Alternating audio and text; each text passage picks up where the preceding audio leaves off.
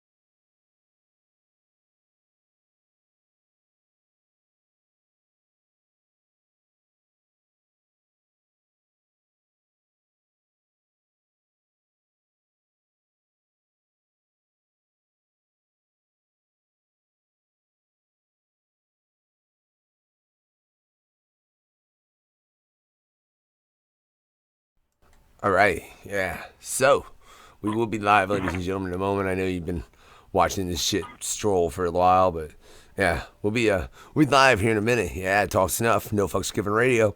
Yeah, Statik G hosting that shit with Damien Quinn. That's right. We'll be live in a moment. For right now, yeah, just chill and hopefully, yeah, give us like 5 minutes. Yeah, 5 minutes. Or we're gonna no fucks given radio. Bump that shit and then we'll kick on live. I'm telling you, ladies and gentlemen, that's what'll happen. Yeah.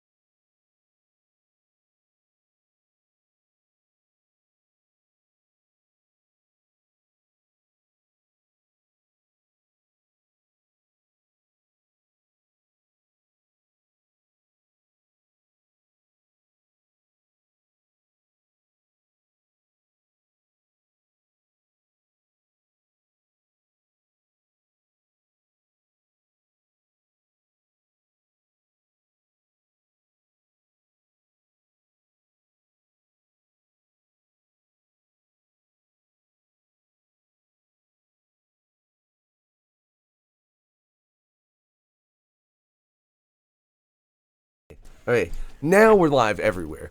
Now we're live on both No Fucks Countdown, Given Radio man. and out at YouTube. You know, Countdown. yeah, there you go, Statik. Sorry, it got a bit more confusing us adding video and shit. Yeah, fuck yeah. Well, check it out. This is Talk Snuff with Team Snuff. Your boy Statik G in this bitch. And we got my brother from Snuff Cult shit, Damien Quinn. Oh, what's up, man? Hey, what's up, dog? Hell yeah, man. How you been doing, brother? I see you been working. I have, bro. I have. And the fact that you call me your brother means everything to me. Love you, Static, man. No, man, shit's been moving fast, dog. It's been actually, for a change, shit ain't slow-mo around here, and that's pretty fucking dope, dog. Like, for real. For real. That is dope. That is dope. Yeah, I mean, fucking, I see you've been on there. You've been jumping on a tour. You've been releasing the mixtapes and shit. Yeah, for sure, dog. The end of July and going all throughout August and shit, I'm doing a tour with Big Hoodoo and DJ Clay of Psychopathic Records called the Summer of Fam Tour. So I'm really looking forward to that, man. I think it's going to be pretty fucking ill. Hopefully. We'll see what happens. You never know, bro. Real quick, shameless plug. Shameless plug, Damien. I'll see you up at Carl's, Damien, for that tour. New Haven, Indiana. Word. No, dude, I'm fucking... And when I say hopefully, dude, I know the tour is going to be dope. I'm not talking about the tour. I'm just talking about myself, dog. Fuck, that's nerve-wracking, bro. Like, hit the tour with Psychopathic Records. You know what I'm saying? Like, but, hey, everybody has to start somewhere. That's dope, man, for sure. Hell yeah. Nah, man, congratulations. That's a big deal, man. That's pretty fucking dope. I mean, you also, we're doing the 51 Shades of Snuff, too, at the Gathering, right? You're jumping on that shit. I mean, this is tight. Yeah, Getting the fucking Gathering, bro. And then we're doing the Gathering shit. Yeah, main stage at the Gathering, the Diamond stage, I think it's called this year. That's an honor, bro. Like, you got to think about how many people, and I know it's not in Cave and Rock anymore, but it's still the Gathering, and how many people have graced the Gathering main stage. You know what I'm saying? I mean, fuck, dog, just alone. Ice Cube, fucking Busta Rhymes. I mean, we can go on for fucking days, bro. Like, I can't even fathom being a part of that legacy. That's fucking dope, for sure. So. Yeah, that is insane. I mean, I remember when I first, I think it was my first or second, I can't remember, but I saw Ice Cube from a Ferris wheel smoking a blunt, and I was like, this is the shit. And that's right. That's right. Yeah. That's dope. Just to think somebody could see fucking you or fucking us or somebody scum fucking on LSP rocking on that shit. Insane Poetry, the rest of the crew, you know what I'm saying? Just rocking on that shit is just, still blows my mind. That shit's tight. Personally, I thought it should have just been Scum set, man. And the fact that he fucking opened it up and made it a LSP Deadly Medley is fucking insane, you know? Because Scum's been grinding for so long, bro. Like, you know what I'm saying, dog? Like, I would have been so proud of him just to see Scum on the main stage, dog. But, you know, that's what a motherfucker does for his label, dude. Opened it up for his camp and shit. And that's noble, though. That should be... Right there should be a fucking example to all these other motherfucking record labels out there of how to actually run shit, how to treat your artists. Like, I'm telling you, bro, that's huge. You ain't have to do that shit. No, that is real. And if anybody does deserve it, it is Scum. That man, fucking, I've been watching him work for years and years and years. And I know he's been grinding for over a decade now and just putting in work from fucking... Still coming over here from Russia and then just coming over here and taking over the underground and just fucking rising up with L's up and recruiting some of the dopest in the game, you know what I'm saying? Like, the dude deserves a trophy and a medal. Straight the fuck up. Yeah, dog. Yeah, like you said, man, it's... all right, now go ahead and throw your L's up. Make sure you fucking salute the Godfather in this bitch. I'm throwing them up, too. I'm doing it, too. Hell yeah, man. hell yeah. Me too. Like, I'm doing it right now. What about you? What about you on Dope Factor? Hell yeah, man, actually. Like, I love... he's one of the, you know, like, I'm gonna, because you've been on the No Fucks Given Hour, D, I'm gonna get the Gorefather. It's a goal of mine to get the Gorefather on the No Fucks Given Hour. It is, I've actually, well, you said, haven't had him on there yet? Man, no, I haven't, D, tell him he should come on. But I gotta say real quick, fucking Statik, you're like, man, fucking, you're telling me to get 3 on a meat hook and, Eyes Without a Face, and I'm like, man, I got that. Like, what? Like, I got fucking LSP is all in. Look, there is probably some shit from LSP you cannot request off No Fucks Given Radio. But you can probably request over half of what LSP has put out on No Fucks Given Radio. You know? Yep, no fucks given. You guys definitely support the fucking Team Snuff LSP movement. We all got a little respect for you, you know what I'm saying? We appreciate what you do for us. Fucking, speaking of shit, Damien, how long have you been on LSP now? Fuck, dog. Technically, I was signed to something called LSP Midwest back in '07.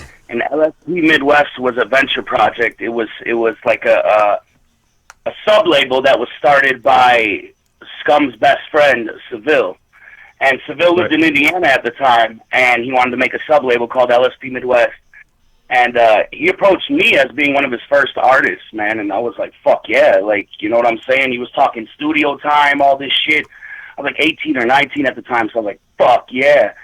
And unfortunately, Seville passed away, and I didn't hear from Scum for a while until about '08. So technically, we've been signed to LSP since '08, like Lyrical Snuff Productions. But okay. Oh shit, that's like 9 years then. Yeah, almost going on about 9-10 years for sure, dog. That's insane. That's legit though. I mean, that's something that's what makes a label to me is loyalty. You know what I'm saying? See people running with each other for a long time and just setting the game and setting it straight the entire time. You know, never giving up. That diligence, that perseverance, and that unity and camaraderie really is what makes a true label roster for me. And that's why I've always looked up with LSP to LSP. You know what I'm saying?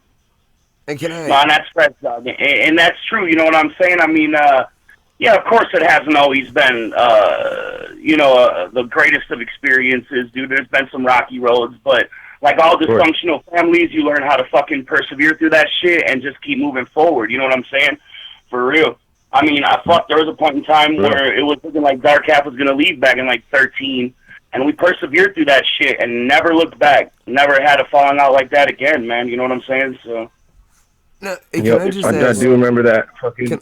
Can I just Speaking of Dark Half, you guys still have one more CD you guys are releasing, right? That you guys are going to drop and shit? Yes. I mean, before Gino passed, we were working on an EP called Cult Shit. And, we were working on an EP, but we were talking about what our next album was going to be. And we decided to call that album Sick at Heart. And, we obviously just never got around to it. So the Cult Shit EP will turn into the Sick at Heart LP. And, yeah, man, I mean, it's just a matter of time, bro. You know what I'm saying? It's all about timing. I'm trying to find the right engineer. I want better sound quality. I mean, this is the last Dark Half album, so we got to really step it up in those sort of departments. So, yeah, it's not man, but it's going to be good. Well, I mean, I say it as a fan. I was asking because, I mean, when I first started getting in the scene down here in Denver and starting to feel out everybody and see what was up and who to talk to, I mean, Dark Half was one of the things that got me checking out LSP and kind of running with the movement and kind of got excited about everything because I remember I was sitting there. We did a Gore Fest, and I was watching. I was about to go smoke a cigarette or something back when I smoked, and I saw you guys jump on stage, and I was just like, damn. I turned around and started watching and started jamming out and vibing with the whole thing, right? And then after a while, I was like, I watched the whole set, and I was like, dude, these guys are tight. I got to go buy a CD and support. So I go buy a CD, and it ended up being one of my favorite CDs still of all time, still to this day. And it's the Graveyard Blues one. And I've been a big fan of Dark Half the whole time, and I really like what you guys did. And I'm really looking forward to this new shit. I just wanted to say I respect what you've done, and I'm still excited to see what you're doing in the future, despite everything. And I'm proud of you, bro. You're killing the game out here. Dog, coming from you, that means a lot, bro, because in my eyes, personally, you're the future of LSP. And I'll fucking tell anybody that, dog. You know what I'm saying? Like, if anybody was like, man, who's going to carry LSP in 2017 and beyond, if you don't have Statik G in your mouth, I don't know what the fuck you're talking about. So coming from you, that means a lot, bro. Thank you. Oh, thank you, man. Very humbly, I appreciate that shit for real. You don't even know. Hey, real quick, I got mad love for Statik G, but I never want him in my mouth. But that's besides the point. Yeah, don't, you know, and hey, you know, maybe there's some that might, okay? And good for them. But I feel what you're saying. I feel what you're saying on the fact.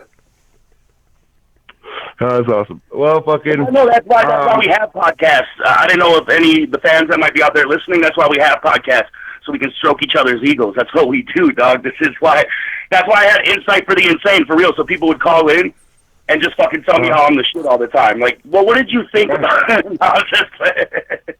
Yeah, it's like a circle jerk for rappers. Well, no, hey, let me join in on it. Let me join in on it then, D, because like the last time you were on, fuck, it hasn't even been a year ago, has it? I don't think so, sir. I know fuck's given. Yeah, it's on the No Fucks Given hour. It was close. It's whatever. It's not even a year. And fuck, you've dropped 2 mixtapes. You've done the Voodoo Dolls and Dabs tour, and you've dropped that EP with everybody that was on that show, which is dope ass little EP. You've got that getting ready to come out with the last Dark Half CD. Fuck, man, how much are you doing? Whatever calls at the time. Like that Voodoo Dolls and Dab shit, yo, was like something me and Razakel talked about a minute ago, doing a collab album together. But, I mean, that's fucking Razakel, dog. You know what I'm saying? So, I didn't really take her seriously. And not that, like, I just didn't take her seriously because she's so fucking dope, bro. I'm like, she ain't gonna do a collab album with me. She's being nice. One fucking day, dude, she was on some shit. Was like, here you go. For real, I was serious. You know, I heard this hook in Texas, and it just caught me. I was like, yo, we should do something with that. And she was like, yeah. And like I said, you know, talked about it. Didn't really think none of it. And then one day she hit me with it and was like, bam, let's do this. Let's make it happen. And I was like, fuck yeah. So that's how that went down. And, like, you know what I'm saying? Like, Call Shit Christmas 3, fucking Christmas time. Eyes Without a Face just had to come out because fucking... I wanted to let the underground really know how I felt. There's a lot of emotion in that mixtape, and that's different for me, bro. I'm not really, I wasn't the emotional cat. I was what some people would say was the darkness of Dark Half, the dark half of the half, or whatever that might be. So emotion is kind of out of my alley, somewhat. Well, that's dope, though. I mean, that's what the fans relate to, though. You know, they see your struggle and they feel that shit. You know, it's always good. I mean, it's cool. I like the dark half shit, though. Like, I really always liked your shit. And then, you know, it's cool to see the other side, you know, explore the other realms of fucking Damien, you know, show the other sides and what you're about and what you're feeling. That shit. That's dope, bro. And, you know, it was a struggle, dog. Being in Dark Half, you know, I'm with fucking... I was rocking with a fucking genius, you know? We were kids, bro. I didn't know. Who knew? Who knew that we were rocking with one of the greatest in fucking horrorcore? You know what I'm saying? Like, or just music. I mean, some people see Garrett as a fucking god in all types of different genres, not just horrorcore. So, I mean, after he passed, bro, I think that all hit me in the fuck face as hard as it could. And it was like, all right, well, now...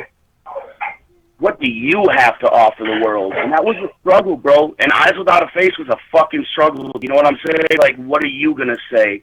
What the fuck do you have to say? You know what I'm saying? Like, this ain't Dark Half, bro. So it was rough, man. But I think when you have to make the transition, you know, when you have to, you just do it. And that's kind of what happened. You know what I'm saying? It was tough as fuck, though. That was only supposed to take 3 months. You did it. You ain't lying. You did it. What up? I said, you ain't lying, you did it. You definitely got out there and did your shit, you know what I'm saying? And that's like gotta be a fucking devastating thing, and to fight through obviously as a person, but also as an artist, and you know what I'm saying? And just to continue and stay motivated and like not let it hold you back, but kind of keep you pushing forward, you know what I'm saying? And I'm really impressed with how you pulled that off, and like that you maintained your integrity throughout the whole thing. And I mean, everybody believes in you, and you keep moving on, and it's just dope to see your growth, I guess. And I respect that, and I thank you, brother. But you know what, man?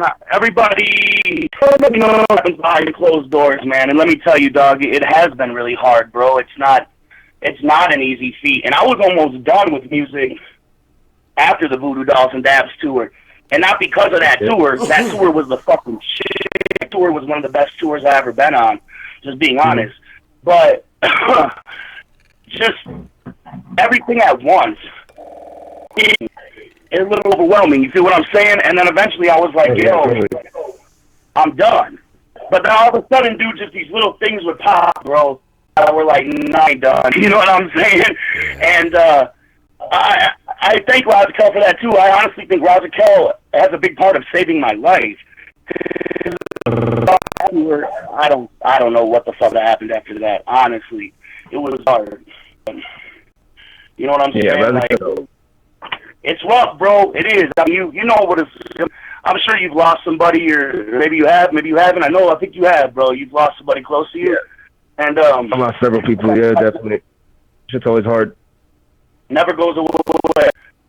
Yeah, definitely. Each person has its own place. You know what I'm saying? And it never goes away. It's just how you learn to cope with it and grow with it. You know what I'm saying? And how you use it to. Because I know when my stepdad died, I let that take me down for a year or two, and I just went into drugs, alcohol, binged. I tried killing myself. I actually did. I ended up in the mental ward a couple times, and I didn't handle it well. But after a while, I learned okay, well, instead of fucking letting it bring me down and make me fall into my own pain, I'm gonna use it to benefit all of us around us, and I'm gonna use what he would have wanted. They wouldn't want me to fall down. They would want me to keep going and use their memory as a force of drive. You know what I'm saying? To push forward and not to. No, for real, man. You know what I'm saying? And I think that's kind of, in a sense, what you're saying right there is kind of what keeps me going, bro. Is the fact that I know that this is what Garrett would want, man. This is what Gino would want. You know what I'm saying? And that does keep you going at the end of the day, for real. And if I probably didn't have that thought or that sense, then fuck, dude, who knows where I might be. I might just be like, hey, scum, sell that last dark half shit. I'm out of here, bro. See you later, dog. No, I'm just who knows, man, For real. Hell yeah. Hey, no, that's fucking dope. All I gotta say on that, for real, is one, Damien, my bad, I left out Cold Shit Christmas, because we weren't able to get the Christmas rotation in here quick enough over at No Fucks Given Radio. We'll have it this year, though, ladies and gentlemen. But you gotta remember, just like Statik and Damien did, regardless of what happens, yeah, that sun's gonna shine one day. Featuring Sarah Mazian by Damien Quinn. Sun's gonna shine. Shit. Talk Snuff with Team Snuff. My bad, Statik. I've been hosting too many. Yeah, whatever. We'll be right back. Sun's gonna shine. Technically, we're still live on YouTube, though, ladies and gentlemen. What's up, Statik? If you want to listen to that track, though, it's dope as fuck. Can I say I love that you guys gave me a lead into what is my favorite track on that CD, Damien. That track is fucking genius. Cool, bro. Thanks. You know what's crazy, dog, is actually Statik G also is a big part of me kind of becoming Damien Quinn, believe it or not, too, man, because the first time I ever did a solo venture, it was on a Scum tour with Statik G.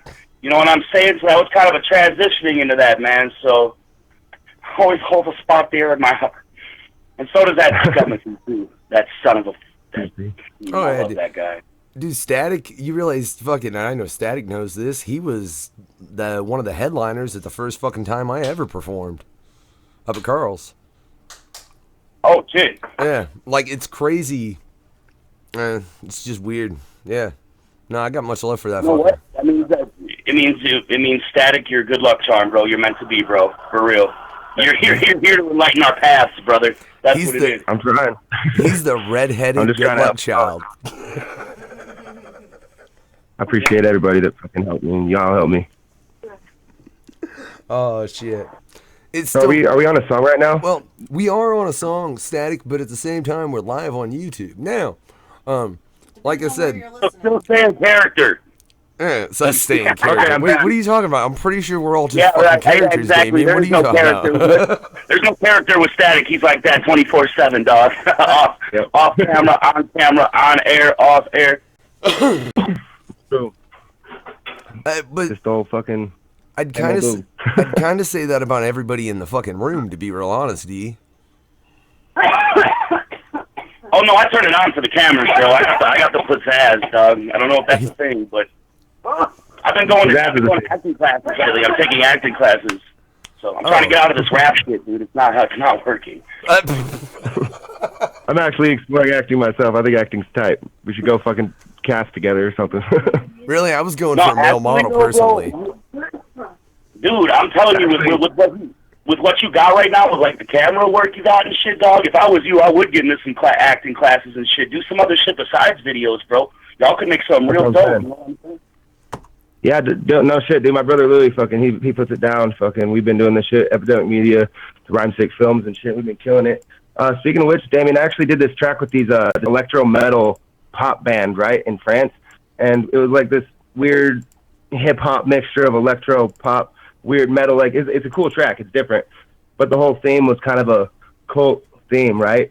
So I was kind of wanting to do this video where like you're the cult leader in the video. And, you know, I'm like this dude in the video, in the cult, right? And then all of us are doing this crazy shit, and I just have this vision for it, and I was wondering if you'd want to be a part of that shit. That'd be dope. Yeah, man, I mean, if we can make it different, you know what I'm saying, dog, I would definitely, you know, definitely be down. We can do a different twist. Shit. Yeah, I'll have to show you the script. It's pretty sick. It's different shit, though. No, bro. You got like a cult leader vibe for you, for sure. Hey, man, by the fucking way, dude, congratulations, bro, on fucking Out of Smoke, dude. For real, dog. Like, that shit bluey blue, bro. Thank you. That's right. Thanks, man. That shit's oh, dope. yeah, dude. It's funny. Statik actually... I knew that was a hit. Yeah, one of the other hosts on the radio, man, from the Super Smash Bros. Race XX Cash. That's his favorite track of yours. Yeah, that's what he was saying. That's just, thank you guys, appreciate that shit. That's actually one of my favorites. That's why I put that shit out. Last time I seen that shit was at like 70,000, bro. What's that at? Is it? Fuck, I don't know. It's probably the same, more, maybe. I know he just dropped House of Jesus too, and we're working on this other video.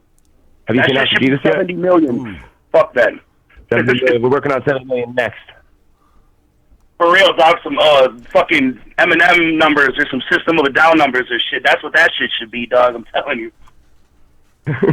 Working on it, man. We'll get there. Yeah, the cap views have been going up too. We've been watching all this shit. I've been keeping my eye on the fucking underground. I'm fucking always trying to see what everybody's doing. Stay fucking with the crews and the homies and doing shit. Your fucking views have been going up and everything. I've been seeing that too. Oh no, that's sick, bro. But that, that's dark half, dog. It's there, bro. It's history now. It's and that's so sad for me to say. It's only been not even a year or two since Gino's passed, but it is, bro. It's hardcore history now. You know what I'm saying? But it's like shit. Out of Smoke that came out this year, bro. There's not a lot of videos that are doing 70,000 motherfuckers out of the underground, dog. Like that's fucking impressive, bro. And you need to run with it. Run with it, Statik. What's up? I'm running. I'm running as far as I can. I'll agree he's right. Wait, I'll agree he's right, but no, fucking D, that Painted Black video is sick as fuck.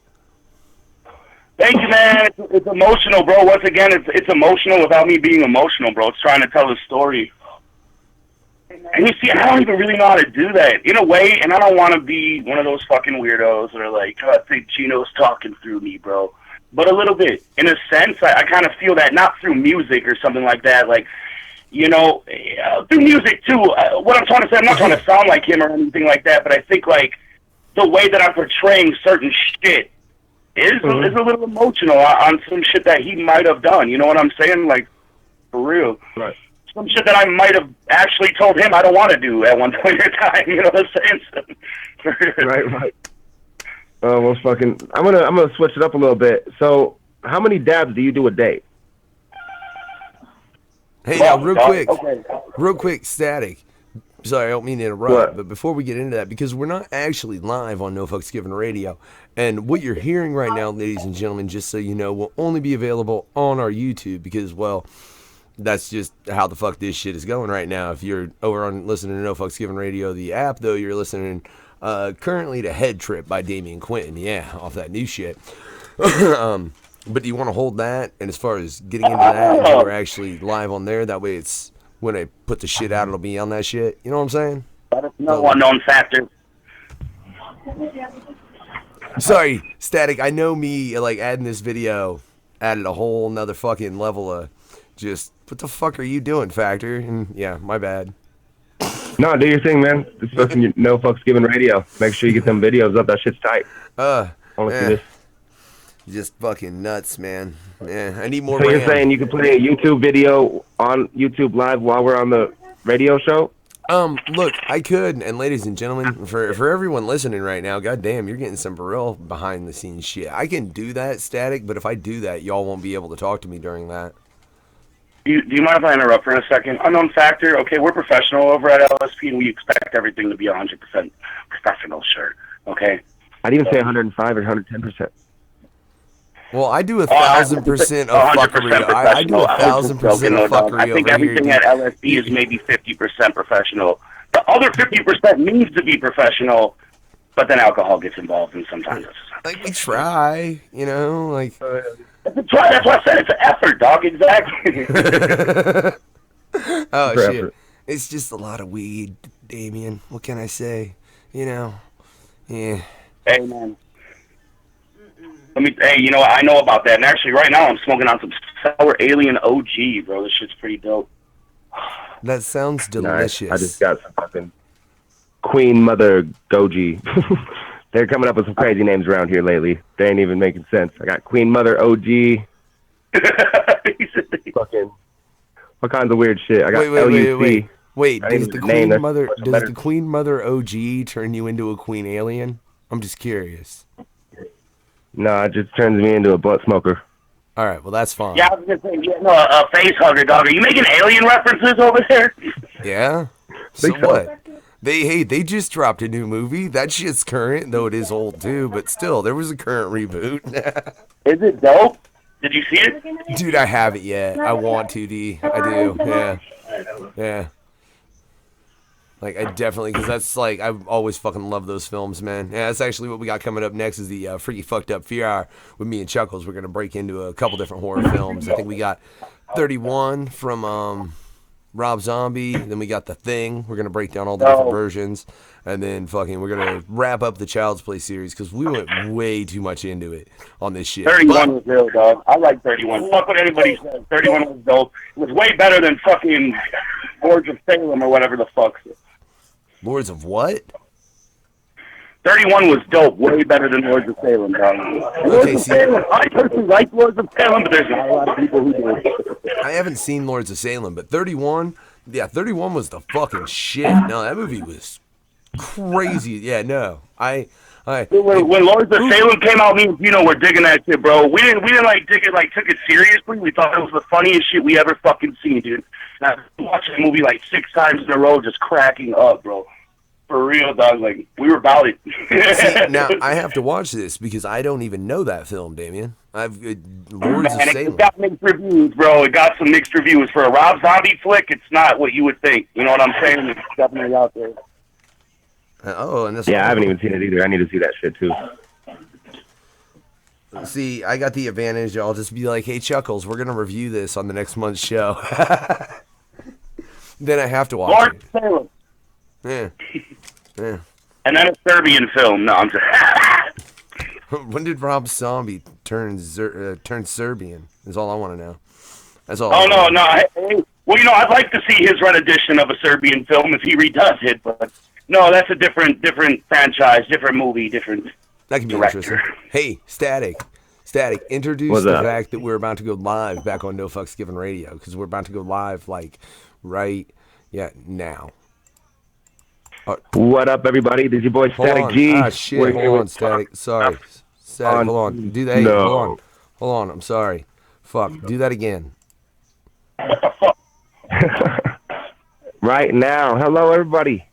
How the fuck you doing? This is Tuck Snuff with Team Snuff. Your boy Statik G here. We got Unknown Factor in the building, and we're here with my very special guest, my dude, Damien Quinn. How you doing, Damien? Oh, shit. Cool shit.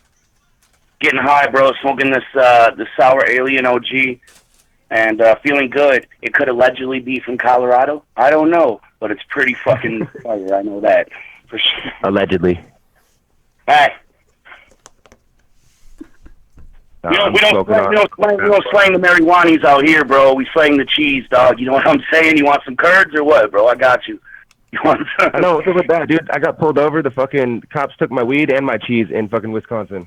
I swear to God. Whoa, back the fuck. I'm not even lying. Like, I got pulled over. They gave me a fucking ticket. They stole my weed and my cheese. Dog.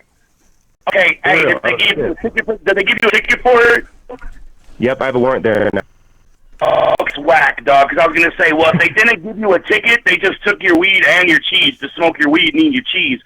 But they were just being on some hater shit. Like, you don't bring your Denver marijuana smoke cell here. We're taking your cheese too. You don't deserve this. Like, what the fuck? Like, what? Yeah, that's You don't deserve this case. You was like, yeah, I definitely was like, okay, my weed's gone. That makes sense. They actually missed some of it. We had like an ounce left. And then I was like, okay, whatever. At least we still got some weed. Where's my cheese now? Because I'm going to get stoned. I was actually smoking a blunt when they pulled us over. That's why they got my shit, but which is a bad thing. Don't ever smoke in non-smoking states on the highway. But I did for a video. Fucked up and got pulled over. And they took my fucking weed and my cheese. But I'm coming back for some cheese, bro. I'm coming back. Dog, you know what? No, dog. You know what, dog? On some real shit, bro. We need revenge for that cheese, dude. And I think we need a fucking MMA around here. I'm protesting that shit, bro. How dare you? How dare you take it, man? You knew what you were doing. That's a war. You're starting a war now. We don't. Well, all right. I gotta calm down. My blood pressure. That's. I'm pretty sure they took my crackers too, bro. They just went at it into. Yeah, dog. They want some other shit, bro. They probably didn't even book that weed. They probably didn't even write down that you had weed. They just said you were speeding or something. They took that shit, dog. Smoked it, and they ate your fucking crackers and cheese, man. They did. Then they got stoned, and they sent me a fucking letter in the mail that said, "Hey, you're good. You don't have a ticket. You don't have a warrant." And I was like, "Tight. I didn't get in trouble in Wisconsin. We're good."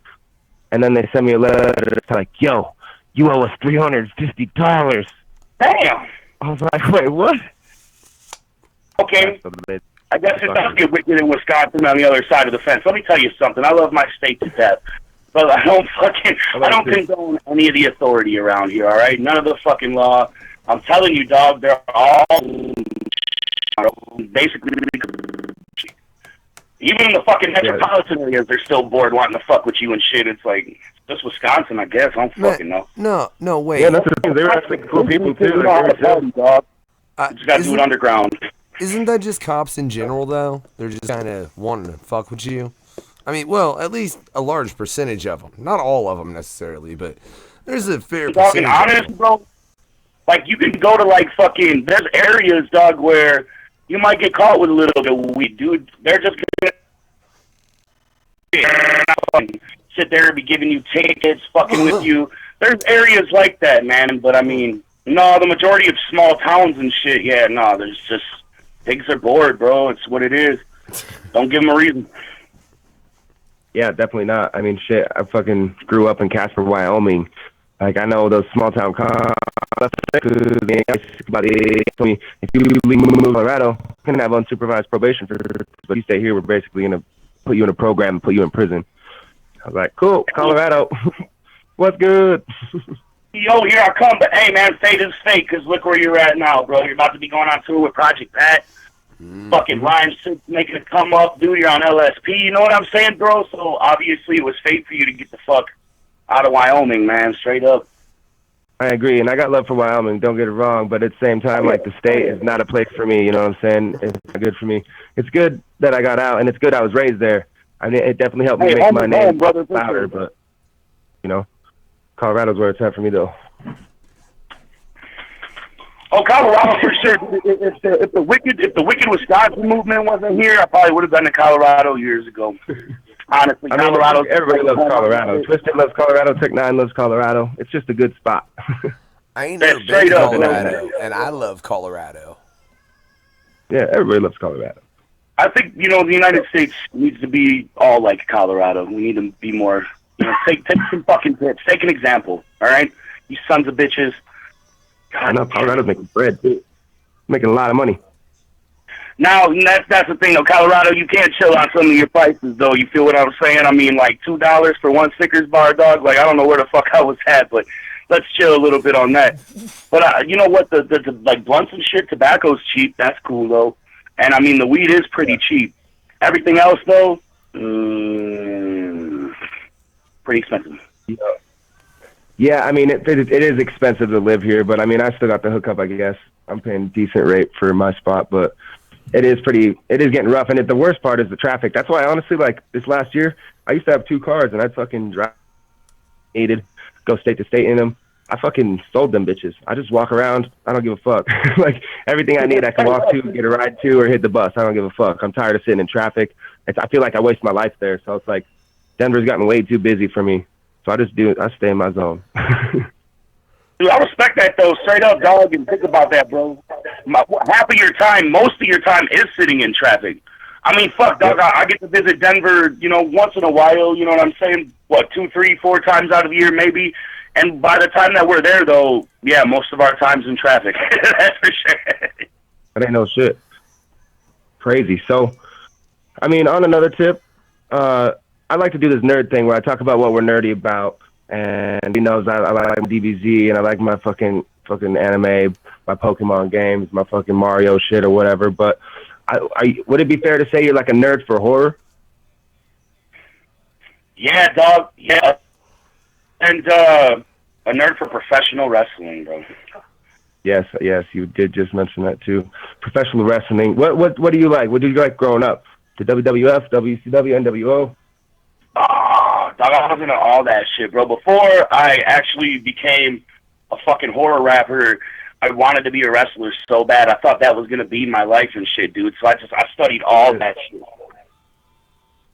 Yeah. Like, yeah, dog, like, straight up. So, I mean, like, growing up, though, fucking WWF was my shit. And WWF introduced me to ECW. And fucking, when I watched ECW, I would literally sit there, like, in awe. Like, the coolest shit I ever fucking seen in my life, dude. Like, yeah, that was the shit back in the day. So ECW was my shit, bro. Like, I lived for that. Right. That's dope. Yeah, I mean, when I was growing up, I liked Undertaker and The Rock. Those are my dudes. I like Kane, too. Yeah, Undertaker was my dude. Like, growing up as a little tyke, Undertaker was my favorite wrestler for sure. And then fucking Mankind. And you know what I'm saying? I love when they fought each other because you knew some shit was going down. Fuck, Mankind would always get his face bloodied up every match. That's why I liked it. Because I liked wrestling, and I liked it when it got real fucked up. When they started bashing each other in the face, cutting each other up. I'm like, no! I just got to ask real quick, D, then, if Taker's your boy, what'd you think of his last... If Undertaker's your boy, what'd you think of his last appearance on Raw, man, and him folding all that shit up and putting it in the middle of the ring? That was WrestleMania, bro, and I actually didn't get to see it. Fucking, because I was on the Voodoo Dolls and Dabs tour, but from what I seen, like the bits and pieces I caught of that match, it was fucking horrible, dog. Horrible. Oh no, I don't mean the match, because the night after on Raw, he came out to the ring on Raw, man. Yeah. Oh, okay. Yeah. No, the night after, he came out and pulled his shit up. Oh, okay. No, bro. You know what? But now I'm gonna go back and watch that, dog. And you're trying to pull my heartstrings right now, dude. Look, I was having a good night, man. I'm sorry, D. Look, but it's emotional in a good way, dude. Because think about it. That's a dude that has put in a career, and it was a moment. That's because it was emotional, but it was just him laying all that shit down, and it was just a cool moment, man. Yeah, because I agree with the match was shit, unfortunately, but he doesn't have the guys to compete against that he needs to, and you're not going to get what you want with him anymore because, well, fuck, he's put himself through what he has, you know? Yeah, personally, Doug, I thought he should have been done after his match with CM Punk a couple years back, dog. Like, that was a solid fucking match for The Undertaker, dude. And honestly, I think shit would have been different if he would have passed the torch back then. Instead of letting fucking Brock Lesnar fucking beat him the next year, whatever the fuck. That shit was, man. But I'm just saying, yeah, dog, like, I don't know. I didn't see that shit, but I'll tell you right now, I don't know what I think about it. I know that goddamn well, dude, like, what a, it's like, for real done. Wow. Like, what can you say, bro? That's got to be one of the greatest legacies probably in wrestling, dude. Next to fucking racist ass, fucking bigot ass, fucking Hulk Hogan or whatever the fuck. So, straight up. Yeah. There's very few people you can put up on that Hulk Hogan racist. Yeah, we don't fuck with the Hulkster no more, dog. We don't do that. Damn. Macho Man was right the whole time. Anyway. Listen to him. I'm a Macho Man my time, and Macho Man Randy Savage been my boy. Bro, Macho Man did a lot of cocaine in his time. I think they'd probably party all of us under the table right now. Just, oh yeah, just fucking go to town, bro. You'd be like, oh yeah, man, like I kind of just want to chill now, bro. Like that's cool, man. You know he travels with a posse too, because he's always going around like getting people hyped up, like, "Cool, you coming with me?" And I don't know, man. I gotta go to work. You coming with me? Like, yeah, man. Oh yeah, you know. Like on steroids. That way to get.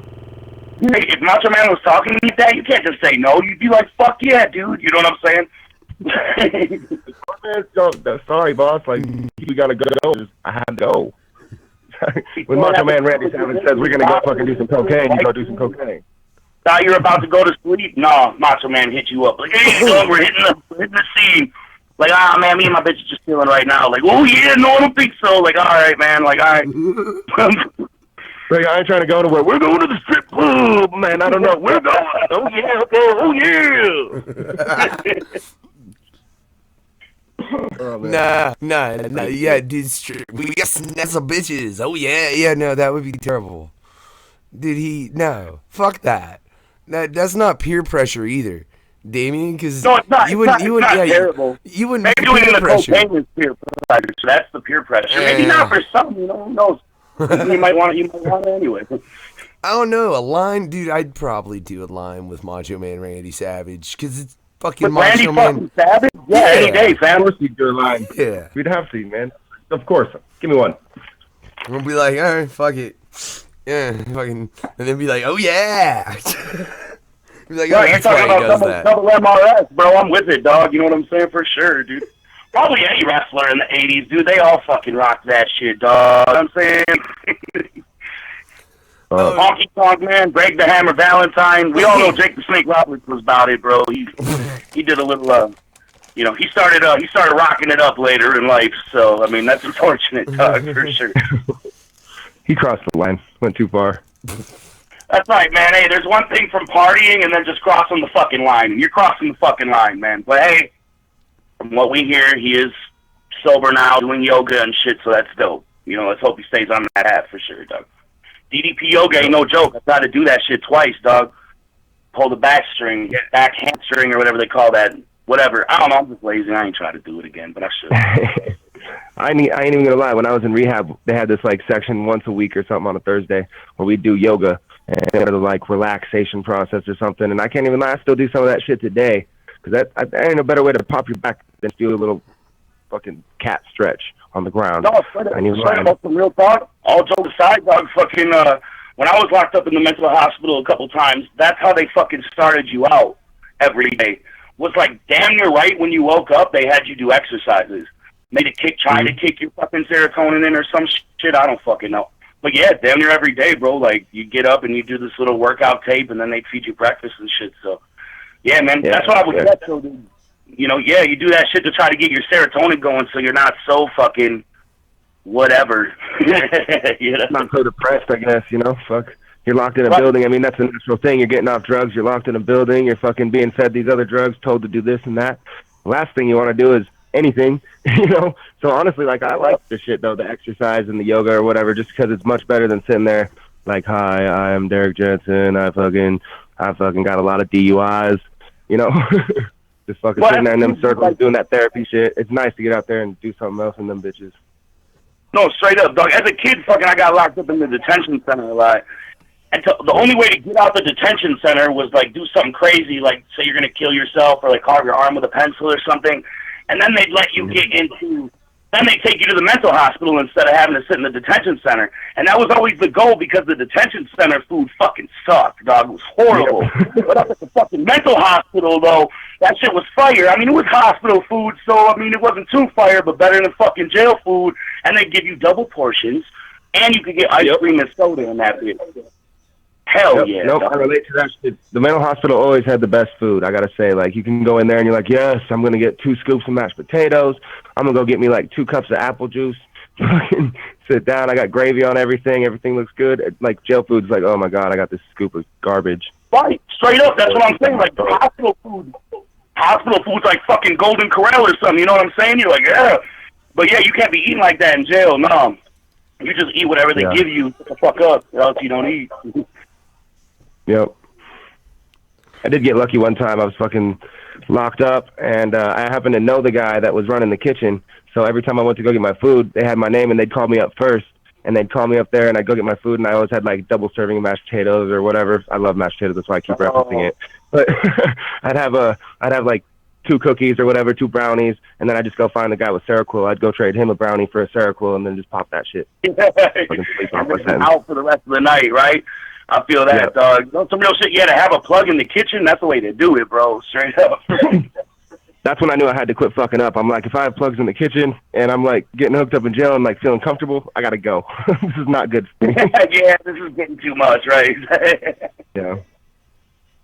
But that's not my style, man. Fucking so I mean, speaking of the jail shit, man, I don't know what's going on with Bloody Ruckus. Have you found out anything about that? Dog. Last I heard, man, his bond was set at $5,000, bro. He was trying to get it reduced down to $2,500. Wasn't really looking so good because of his past criminal record. But from what I heard, though, he might be facing a year or so. And if that's the case, bro, that could be the greatest thing I ever fucking heard, dog. Because apparently the dude that actually fucking pinky off, whatever, is facing 4 years in, 4 years out. You feel what I'm saying? So the fact that Ruckus is... What's up? I just said, damn. Yeah, I just said, ooh. Oh, yeah, my bad. So, no, well, yeah, well, the dude that fucking... Yeah, dog, you know what I'm saying? And I was tripping on that shit. I was like, damn, that's 8 years of his life, bro. Basically, you know what I'm saying? And my boy Tell P, though... Well, my boy Tell P was like, man, that ain't shit. I was like, what you mean that ain't shit? And he was like, dog, he was facing like 40 years, right? And I was like, I was like, yeah, you're right. He was like, well... Gotta look at the bright side at the same time, and like, dude only got 4 years in, 4 years out, was facing 3. Word. You know what I'm saying? So, I mean, especially at 4 years old, I mean, compared to 40 years, 4 years is nothing. I mean, I'd be sitting in there every year just grateful. You know what I'm saying? Like, oh God, thank God. Straight up. Because I was tripping out on it at first, you know? I'm like, 4 years out, dude, that's fucking... And why I say that's 8 years of his life, because knowing me, dude, I wouldn't do probation well. You might as well just throw me right back in fucking jail, so... You know what I'm saying? Like, yeah, right, that's why I moved to Colorado. No, man, look, but how the fuck are you gonna even contemplate 40 years for a dude that chopped someone's finger off and the bitch was willing? It's not like that bitch was like sitting there screaming, oh my God, leave me alone. If you know, she was going to do it. Here's the thing, Factor, my dude, is fucking here in Wisconsin, there is a no mutilation law. You cannot mutilate your body. Like, it's against the law. Like, if you want to get motherfuckers that want to get their tongue split or maybe get, like, those horns embedded in their forehead and shit, you got to go to different states, bro. You got to go to, like, Minnesota and do it, or Indiana or Illinois.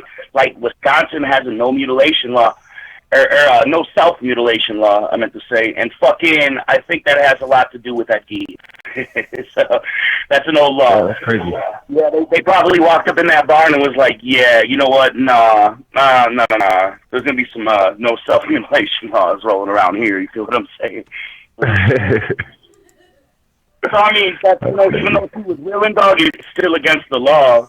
You know what I'm saying? And, like, I even said, well, why the fuck didn't she get put in jail then? And actually, she got put in a mental hospital. So everybody, you know, everybody got some sort of fucking repercussion from this shit. It was like got off scot-free either.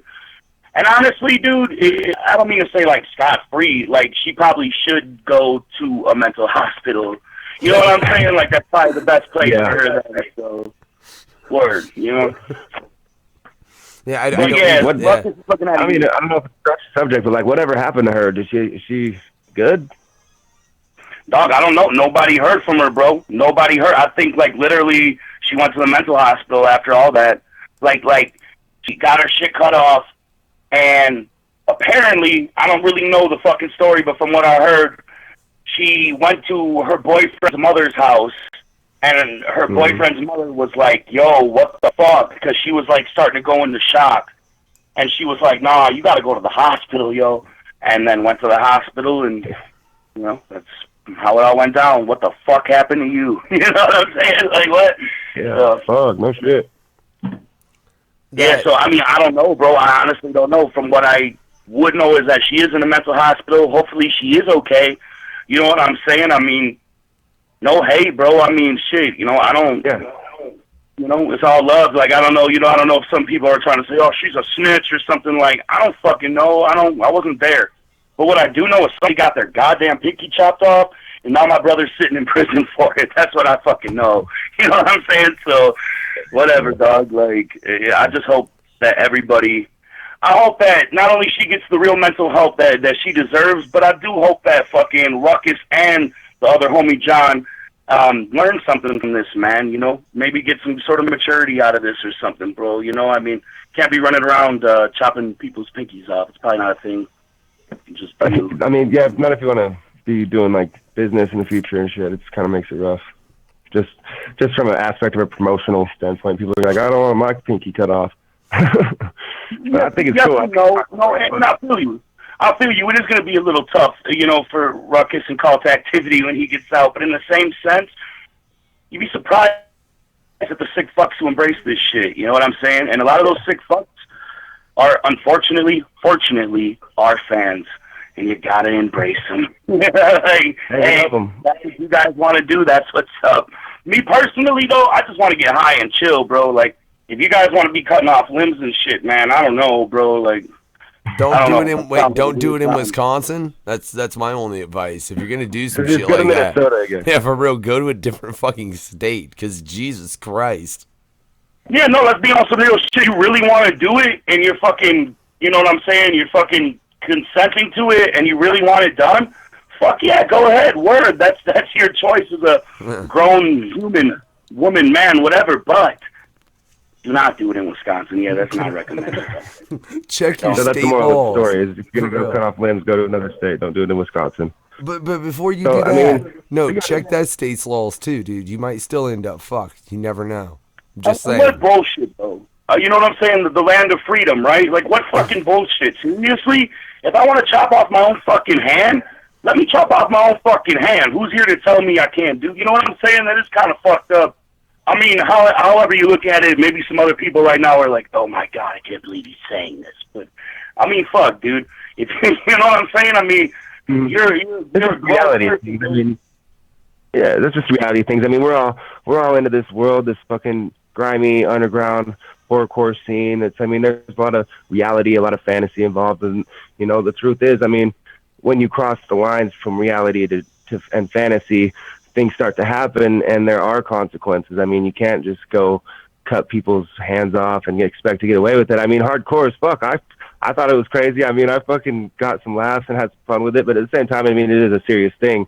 And when you look at the reality of it, I mean, we don't want people running around cutting each other up. We want to, we want people at shows fucking bumping music and having a good time talking about the shit. Maybe not going out and doing it to each other, but it's all in fun, whatever, you know. If that's what you guys want to do, it's cool, you know. Fucking no hate. It's just reality is crazy, you know. And I'm on a whole different tip right now. I agree with you 110%. You know what I'm saying? I mean, do I condone my brother's actions?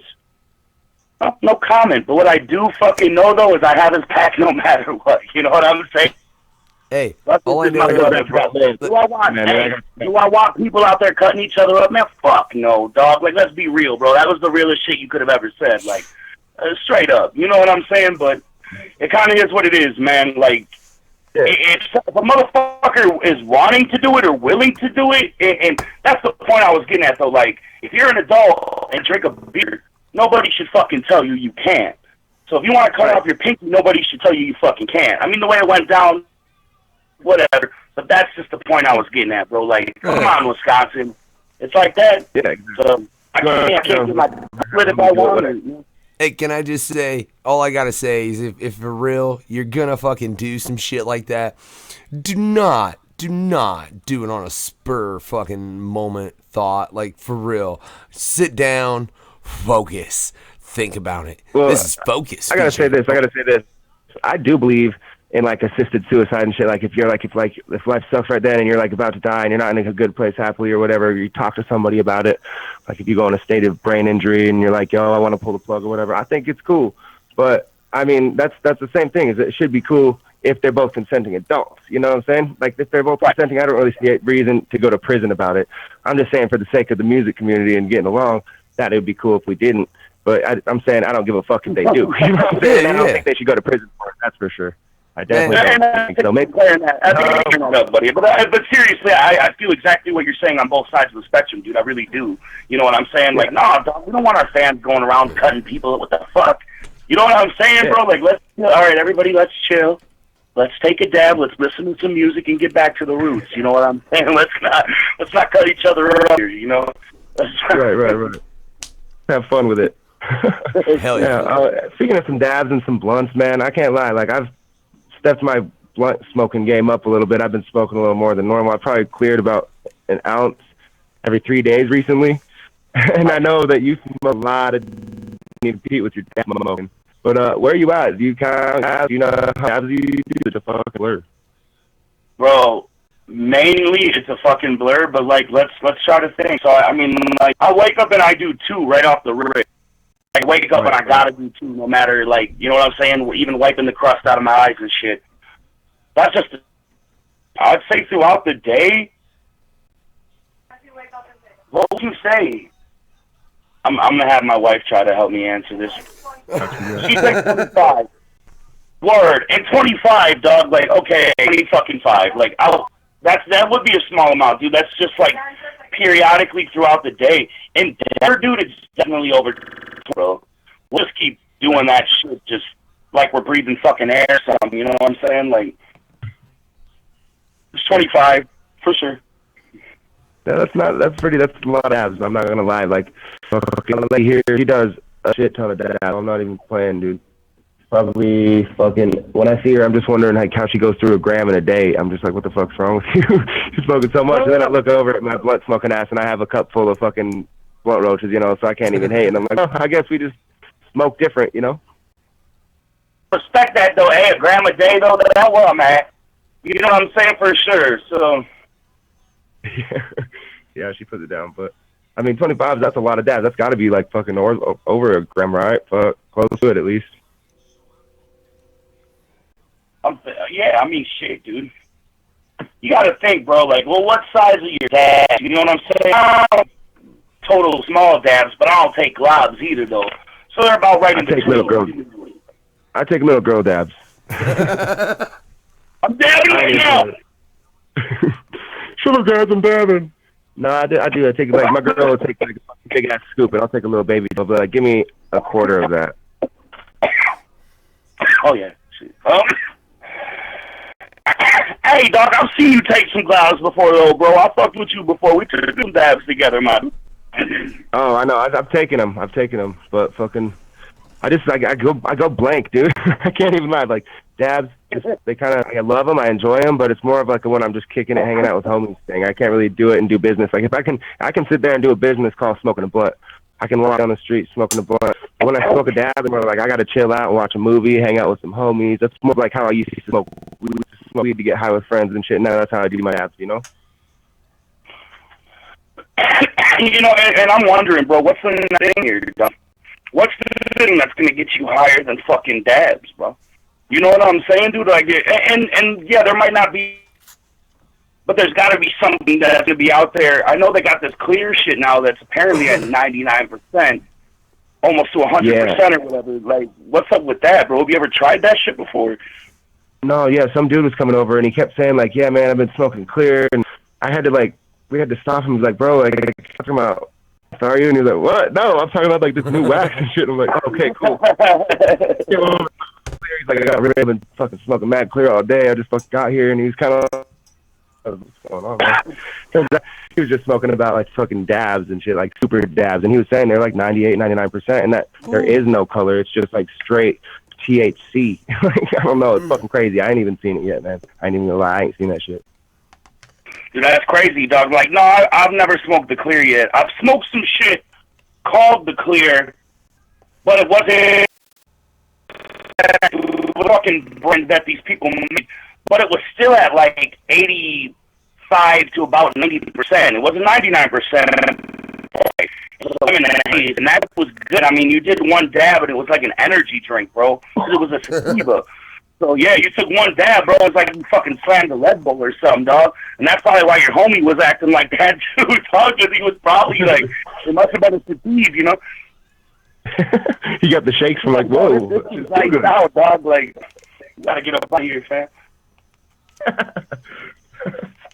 Bro, quick story about meth. And meth is, you know, before I even get into this, dude, meth is drugs, shouldn't joke.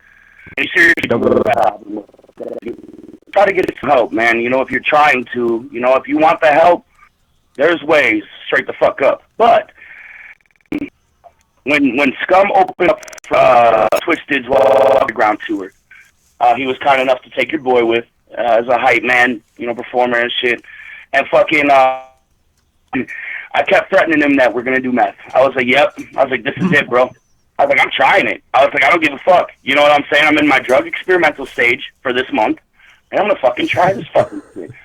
You know? But people are gangster. People are gangster until it's time to do gangster shit.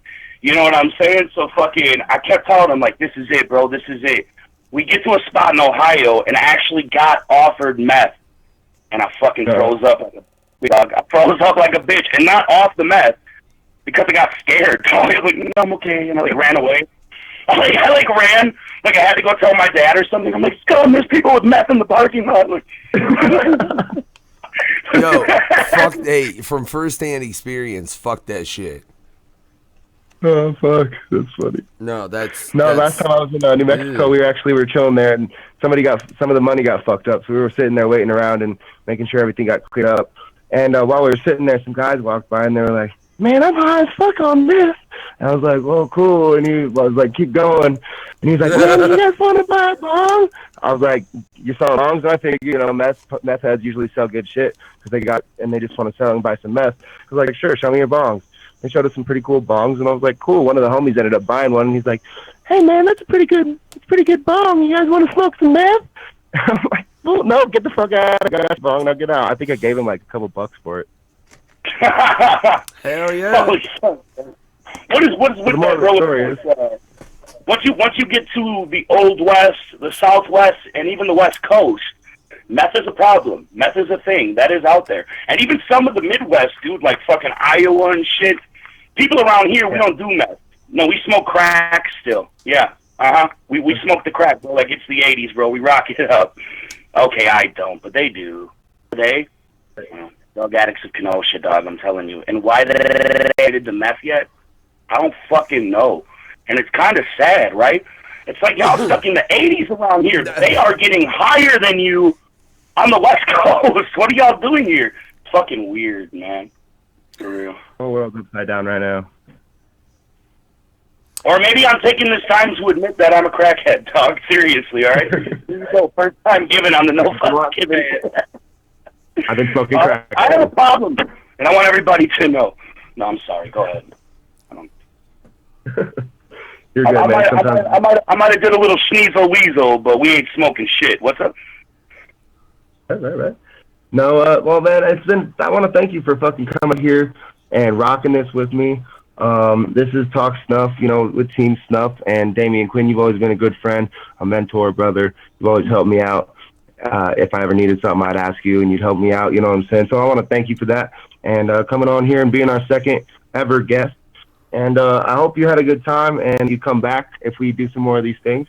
And I just want to, you know, thank you for your time, and, you know, shout out, salute, L's up, Team Snuff, coach shit in this bitch, because I do have to get back to some other things that I'm doing. I got some booking shit I got to work on, but I got a lot of love, and I just want to say I love you guys, man.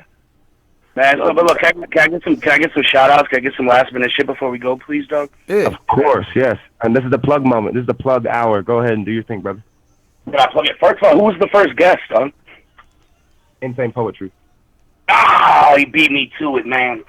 Man. Hey, by the way, dude, by the motherfucking way, be on the lookout for his brand new album, the motherfucking Snuff Reels, the birth of Richard Hansen, the director's cut. You know what I'm saying? Fucking Snuff Reels through the eyes of Psycho. That's amazing, bro. I haven't had a chance to sit down with the album, but I can't fucking wait, man. Like, that's huge, straight up. I think you can pre-order that now from the Gore House shop. So that's dope as fuck. Fucking, shit, man. Yeah, straight plug. My bad, dog. Tomorrow, we'll be at Thumbs Up Saloon in Lake Geneva, Wisconsin for Wicked fucking Wrestling. I do live commentary and shit. It's fucking pretty funny. You got to come and check it out. This Saturday we'll be at the El Rosa Villa in Columbus, Ohio for fucking Butcher's birthday bash. Fucking Butcher's bloodbath at the El Rosa Villa. And that's going to be dope, man. Playing that venue is fucking definitely a humbling experience, being that's where Dimebag Darrell passed away. So that's fucking, well, that's sad. So that's crazy. And fucking, yeah, this summer, Fam Tour, Big Hoodoo and DJ Clay. Got some singles coming out, all that shit. So fucking thank you guys, man. Shout out to all the call crew. I love you. Shout out to everybody on LSP. Fuck yeah, man.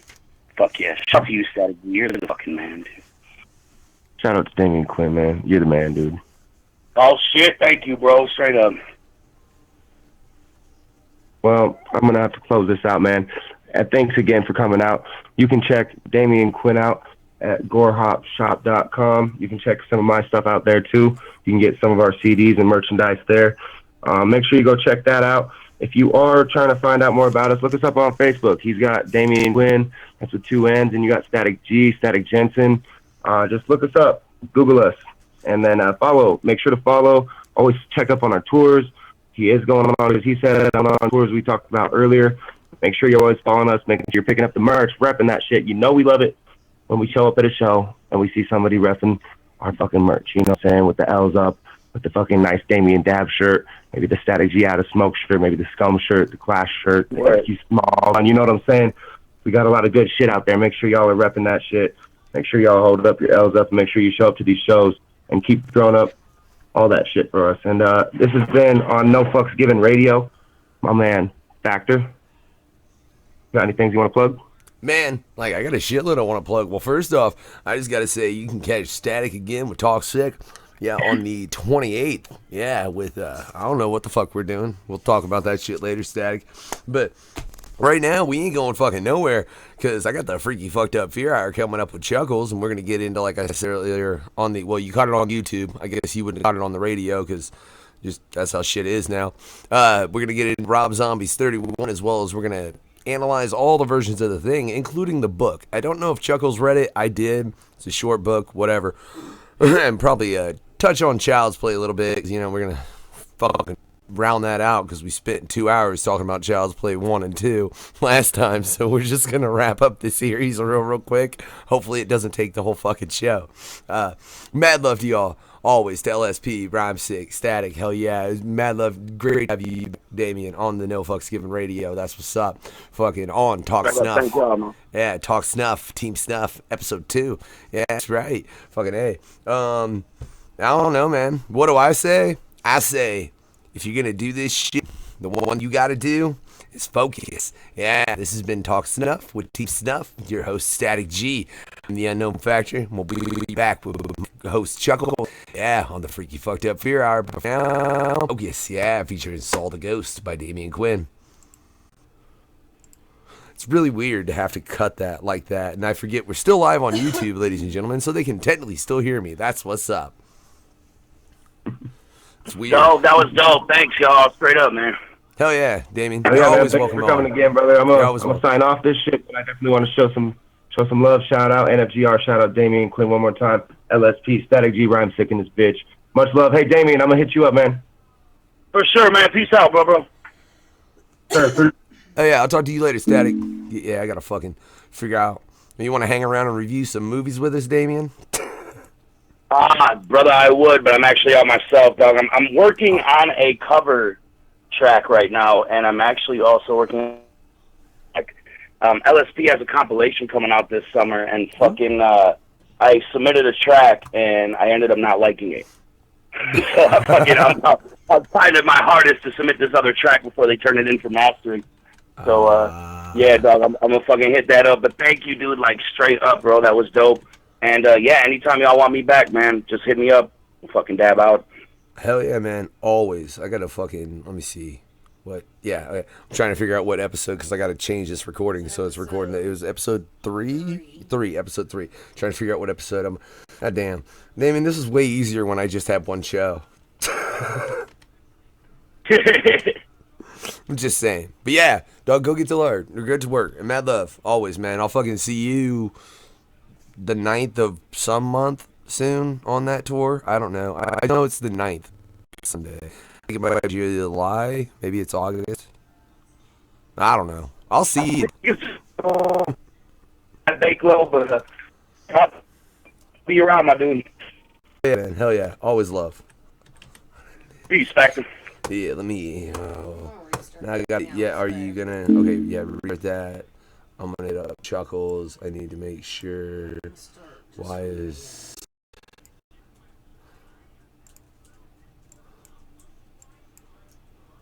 Oh, ladies and gentlemen, that's some bullshit. Yeah, I was just sitting chopping it up with D and Statik for a minute. You know what I'm saying? Now we gonna get Chuckles on this motherfuckers and get this freaky fucked up fear hour started. But for the moment, I feel like I should at least entertain y'all with this motherfucking music. So I'm gonna yammer on for a moment while I at least get a couple more tracks set up. You know, we'll start with motherfucking Hockey Mask. Yeah, because we need to get into that killer on the freaky fucked up fear hour.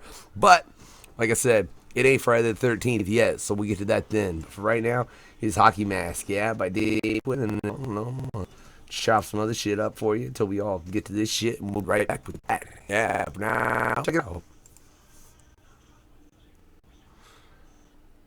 Okay. Motherfucker. Can you message Chuckles? Fuck. Where did I put my phone? I have my phone for that reason.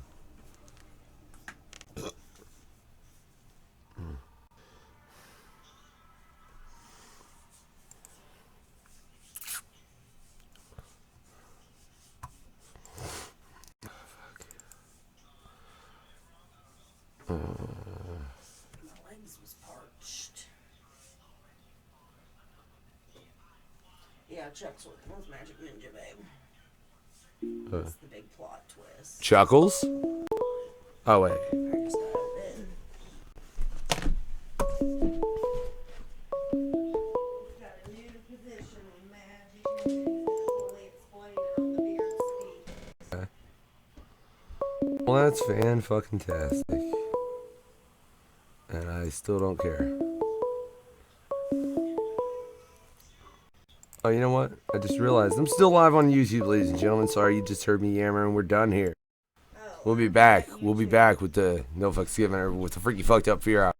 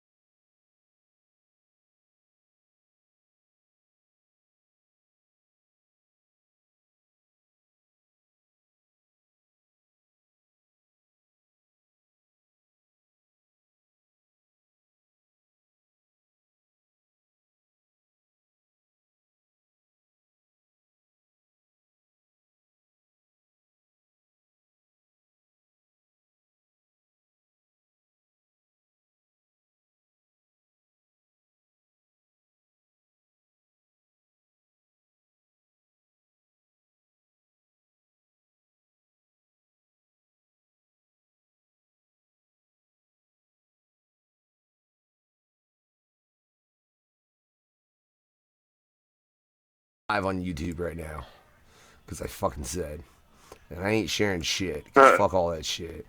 You got fucked up, babe. Got me trying to share shit. Trying to do the freaky fucked up fear hour. This computer can't handle all the shit I'm doing. It's like I need fucking alien more doing all the shit I'm doing, and I got nowhere near that, ladies and gentlemen. That's all I'll say. You got me fucked up, Chuckles. Yeah, Chuckles in the house, though. We're getting ready to start the Freaky Fucked Up Fear Hour. You ready, Chuckles? Yo. Hell yeah, I'm always ready, brother. Hell yeah. All right. That's what's up. That's what's up. Look, it's counting down. Ladies and, well, it ain't counting down, really. It's just kind of sliding along. See, ladies and gentlemen, and then it gets to this one point where I know that the intro stopped, right? And that's where I'm like, yeah, wait. Oh, see, that's where I missed the mic button. And then I'm like, yeah, that's right, ladies and gentlemen. No fucks given radio. Freaky Fucked Up Fear Hour, man. Right after that, Talk Sick with Team Snuff. Or wait, no, goddamn it, Talk Snuff with Team Snuff. Right before this. Yeah, see, I got too many shows, Chuckles. I can't keep them all straight. This is the Freaky Fucked Up Fear Hour, though, right? Oh yeah. All right. What do we do on this show? Because I swear to God, I'm getting confused. No, I'm just kidding, dude. I'm really not that confused. Hell yeah. What would you do if I really came onto this show one day, Chuckles, and was like, dude, I have no idea what we're doing, and legitimately had no idea what we were doing? So it was like, what was the fucking point of doing this shit? You know what I'm saying? Like, I'm lost. I'm fucking lost. I know we got lost in a fucking conversation about Child's Play on the last episode, dude. Holy shit. Bro, we were balls deep into that fucking film, like part 1 and part 2. And we're supposed to do 31 and the thing last episode, but we were just like too geeked out about that whole entire series. Oh, yeah, because I don't know if you can hear all that rustling, ladies and gentlemen. That's my notes. I actually didn't have to take any start where we left off. Pretty much. I just want to kind of like just wrap the Chucky films up real quick because we got into first and second, right? And then what? It's the third is really kind of where they pick up the comedy and the violence aspect. I think it goes a little bit more. The fourth is where they introduce his wife, right? Pretty much, Bride of Chucky. Whatever. Tiffany. What's your opinion of the fact that they introduced another doll? At first, it's like, it threw me off a little bit because I thought that the third movie was the very, very last film that they should have done. Because the motherfucker got thrown off this little ride, this little theme, little mountain that they had in this little roller coaster haunted house, and he went straight to a thing and got torn to pieces. There's no way in hell that you can revive back, but for some reason they wanted to bring back because it got so popular back then, and that just threw in a huge buzz towards people when they brung in the fourth story to the series. See, now, I don't so much have a problem with him wanting a woman, because that's why before you made the box so much meaner, I always offered that final item. But then Chuckles came along, ladies and gentlemen, no fucks given hour. That's why it says beware the box. The box used to be at least kind of nice. Now it's just unpleasant. That's not what we're on today. Yeah. So, I mean, I understand him wanting to have a woman, though, in that aspect, because, he pretty much, put that bitch in that, right? Now. Hell yeah. The thing I have a problem with is the goddamn child they have, dude, and I think it's the fifth film. Yeah, Seed of Chucky. I wasn't really a big fan of that movie, to be honest with you. I don't think it's hard not to be a big fan of that film, personally. I probably got motherfuckers going, fuck you, that's the greatest Chucky film ever, but everybody has their own opinion. So knowing that, and they've done all that, because ladies and gentlemen, we are not spending a lot of time on these goddamn fucking Child's Play films. I'm sorry. Yeah, we're just going to go with part 3, and after that, we're going to move along. We're going to move along. Well, I'm just curious, because they got a new one coming out, or at least they say they do. There's supposedly a new one in the works, right? Yeah, they're saying that there might be another story after Curse of Chucky called Cult of Chucky. That's what I've seen. They didn't say a specific date of what they're going to release it when, but it's heard it's in the works. Yeah, see, they ain't really said shit about that film, except, hey, this is going to happen. And that's really it. That's all I've seen, anyways. Have you seen anything beyond that? No, other than that, I just seen like a picture of Chucky, and it just said that a new film of Chucky called Cult of Chucky. That's what they're gonna plan on titling the title for the movie. And after that, I haven't heard any like developments, who's gonna be in the cast or anything like that. So I think they're just gonna put that in a secret till the time is right. What? Oh, let me put a horrible thought in your mind, Chuckles, right? You remember Wes Craven's New Nightmare? Hell yeah. Okay. You remember how it was based in reality, right? Like it was supposed to... What are there people that just really were done with, like, cool with these films? And like, I pray that's not what the fuck they're doing. I hope not too, man. That'll be fucking stupid. I just thought about that Cult of Chucky and that photo. I have a huge Child's Play fans are really like go on a rampage and shit like that and actually worship Chucky like that. I was like, no, that's gonna be fucking dumb. I think Child's Play Ninja is gonna start this shit. I do. I think Child's Play Ninja is gonna start the Cult of Chucky. Right? That's what the fuck it is, man. Damn it, CPN. We'll talk about that soon because I got you coming up on the No Fucks Given. We're going to have to confront him about that shit. For real, man. I will have no cult. I ain't going to have a bunch of goddamn little fucking Chucky dolls running around. Fuck that. Ain't cool. I hope that's not what they do. No. I hope that's not what they do, dude. Fucking... Dude, what the fuck else could they do with that, though, really? Because, I mean... I'm trying to remember exactly how the Curse of Chucky ended. They were all alive at the end of that film, weren't they? Yeah, until the end of the credits, I believe. If y'all watch the full film, he confronts with the little boy back in the Child's Play movies. Like he's all grown up and shit. Andy, yeah, he's all grown up, and he finally meets up with him, and Andy shoots him with a fucking shotgun. Well,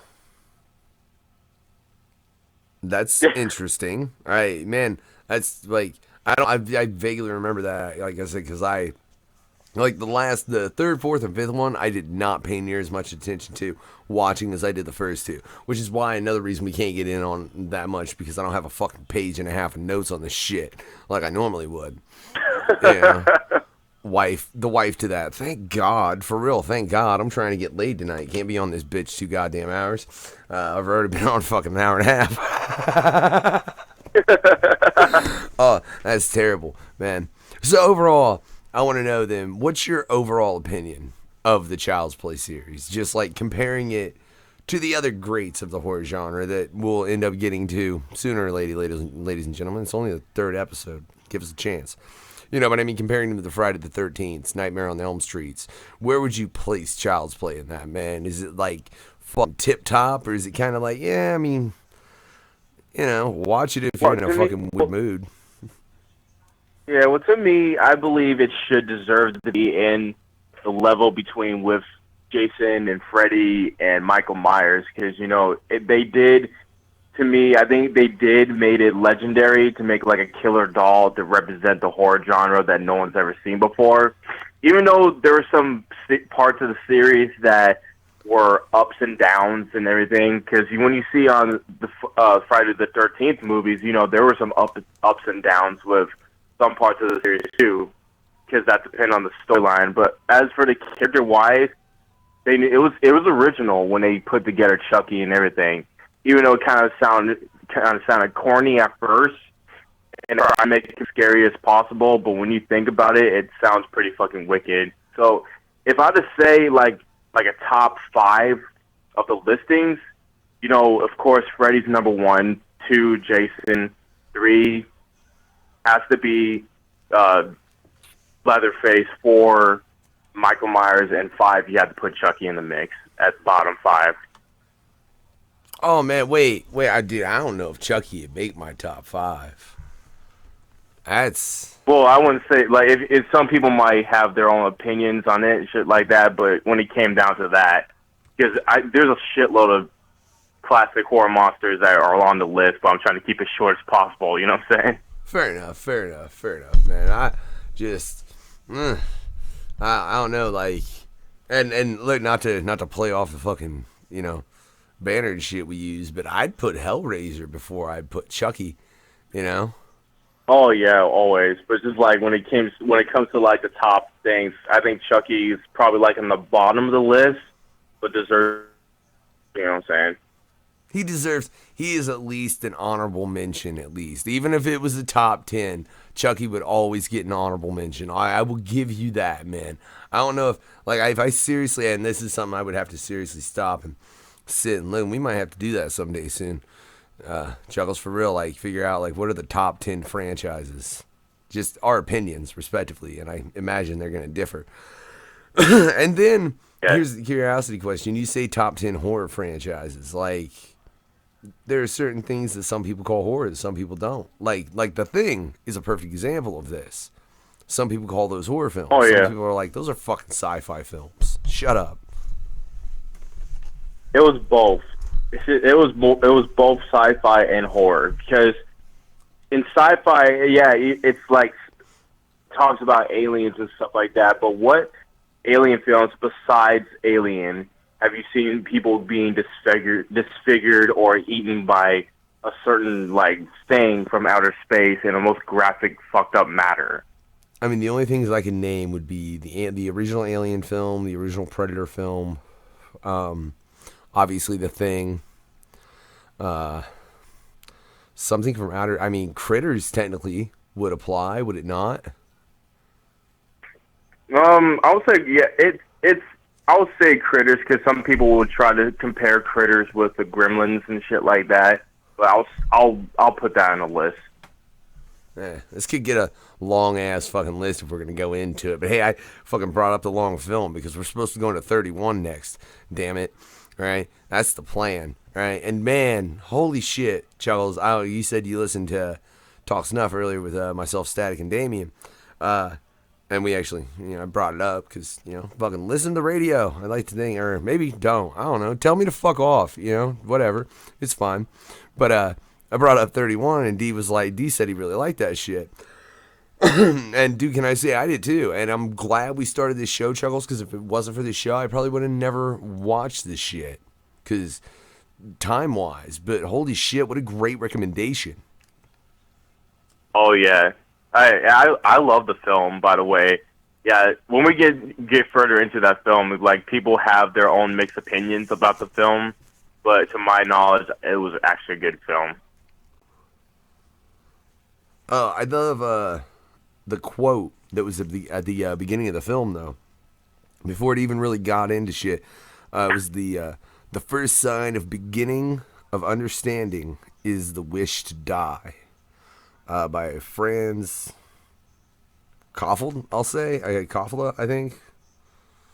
I don't know if I'm pronouncing that properly. Yeah, but that's the quote at the beginning of the film. I think that's an interesting fucking way to start a horror film, dude. Right there. And then you go to, hello, they call me Doomhead. It's like, fucking what? Yeah, it just come out with like in a weird way. It was like, oh shit, it's like, what the fuck's going on? And they mentioned Doomhead, like Doomhead. What kind of fucking name is that? In a way, it kind of sounded like some scary, twisted shit. Oh yeah, see, that's when they initially introduced the character Doomhead, I'm like, that is such a fucking retard. Like, what the fuck kind of dumb shit does Chuckles have me watching? No offense, dog. That is legitimately what I thought the second this motherfucker introduced himself as Doomhead, right? Right? No, not at the beginning. At the beginning, I was like, what the fuck, man? Like, but then it gets further into the film, and you see fucking, let me see. They finally get into the people that are going to be your victims. You know?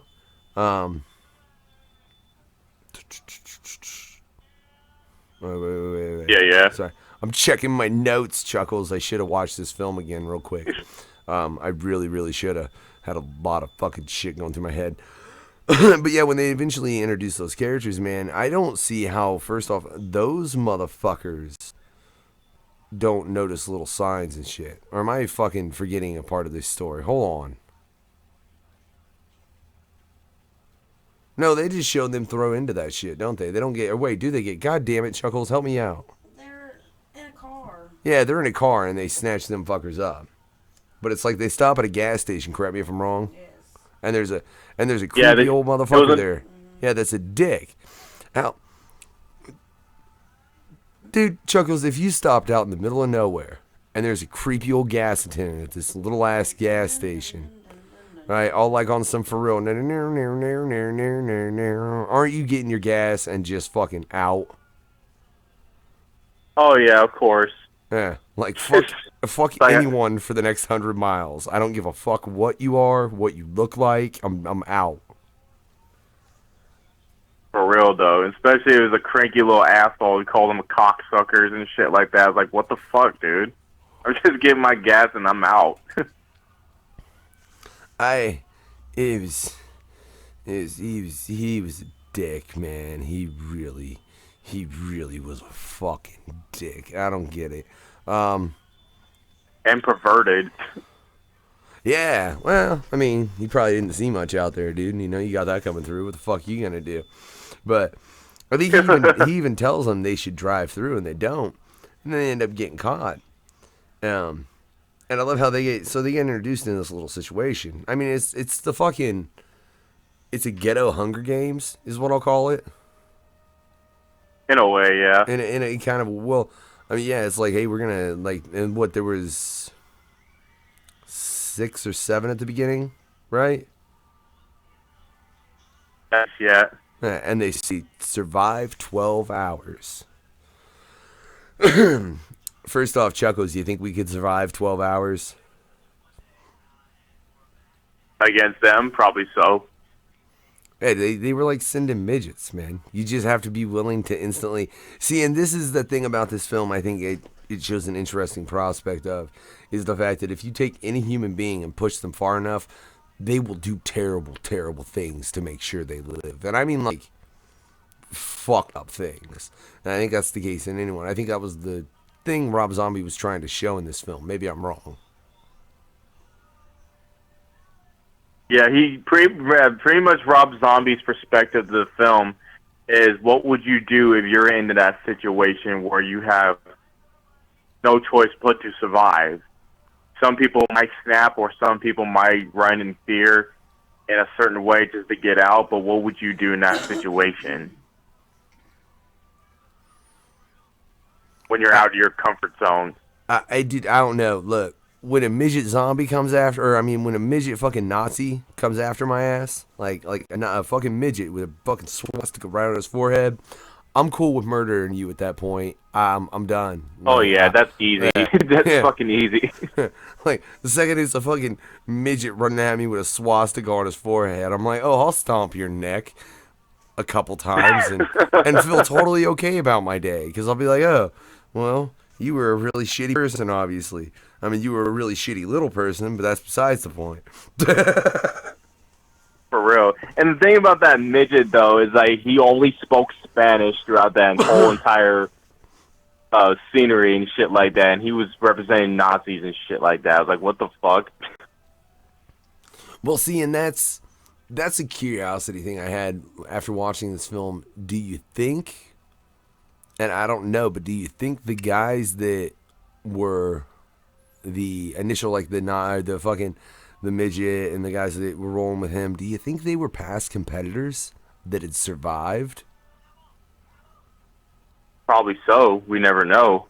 See, that's one point about that film that it kind of drives me nuts, man, because I feel after watching it, I'm like, yeah, you're trying to create more people for your game. Like, that's really what it looked like. Exactly. I'm curious, man. kind of fucked up psychological film you got me watching, Chuckles. Got me thinking fucked up thoughts over here. Like, seriously. Yeah, it's pretty psychological mind fucking. And why does number 4 always die first? I never got that either. Like, what the fuck's wrong? Like, why? I have no idea, man. It's just like I think that's like a tradition. I mean, when it comes to horror films or any type of movies, that the only fourth one always dies and shit like that. It makes no sense. Yeah, they always have some weird fucking rule, you know? It's like, I mean, you can go back to Scream. That's, you know, those rules aren't the same anymore. Thank God, ladies and gentlemen. That shit would have grown really, really fucking stale. I'll tell you, you know, the only thing, I'll tell you, man, I think we wouldn't have a problem surviving, though, within that compound, Chuckles, except, man, those gates. Yeah. Like, just out of nowhere. Okay, you're separated. That's fuckery. It was. Yeah, there's way too many levels of fuckery in this film. It's like I wouldn't be comfortable. I don't know though. I do love when they introduced Doomhead into this film, dude. How they introduced that mother Chuckles. You remember how they introduced him, don't you? Like that was. Imagine getting that phone call, or imagine if you were a female and being that bitch. That would have to be weird. Oh yeah, especially that scene. Yeah.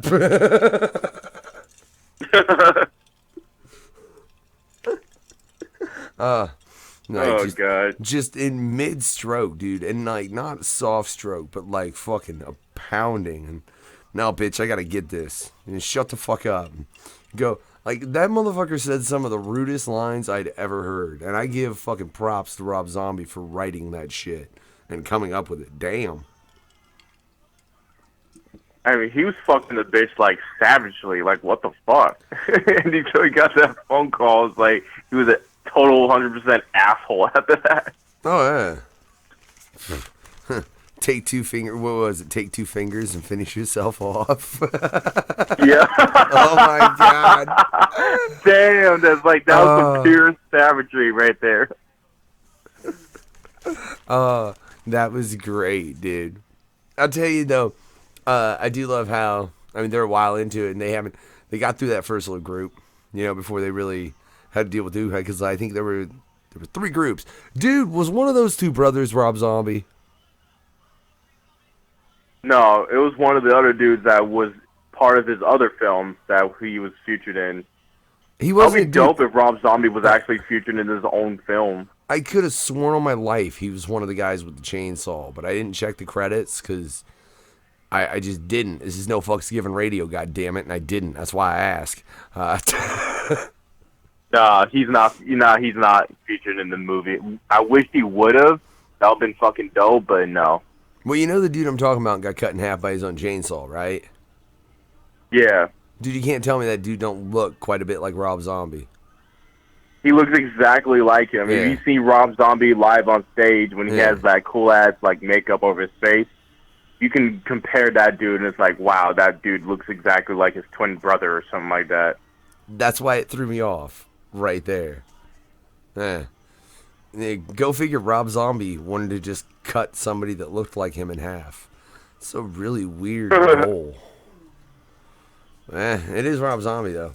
But no, I love what the first intermission between the people, dude. I love the fact that they're like, here's a meal for you. Oh, that scene. That was fucked up. That was the best scene. Oh, come on, dude. You didn't figure out the second they were like, hey, here's food for you. They're like, oh, they're feeding him a dead friend of theirs. Or something. No, I knew for a fact that something was up, because like you're in a room and you see a big ass dinner table with food onto it. You know for sure that there's something inside that food. Until they revealed underneath it was actually one of their dead homies and shit, and they're actually eating him. I was like, oh my fucking god.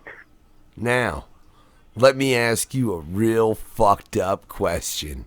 And I want to ask you this as well, babe. I want an answer. Yeah, I know you're going to give me a yes or a no, woman. All right? So, you're in this situation. You know technically you need to eat. It will give you a better chance of survival in this situation, right?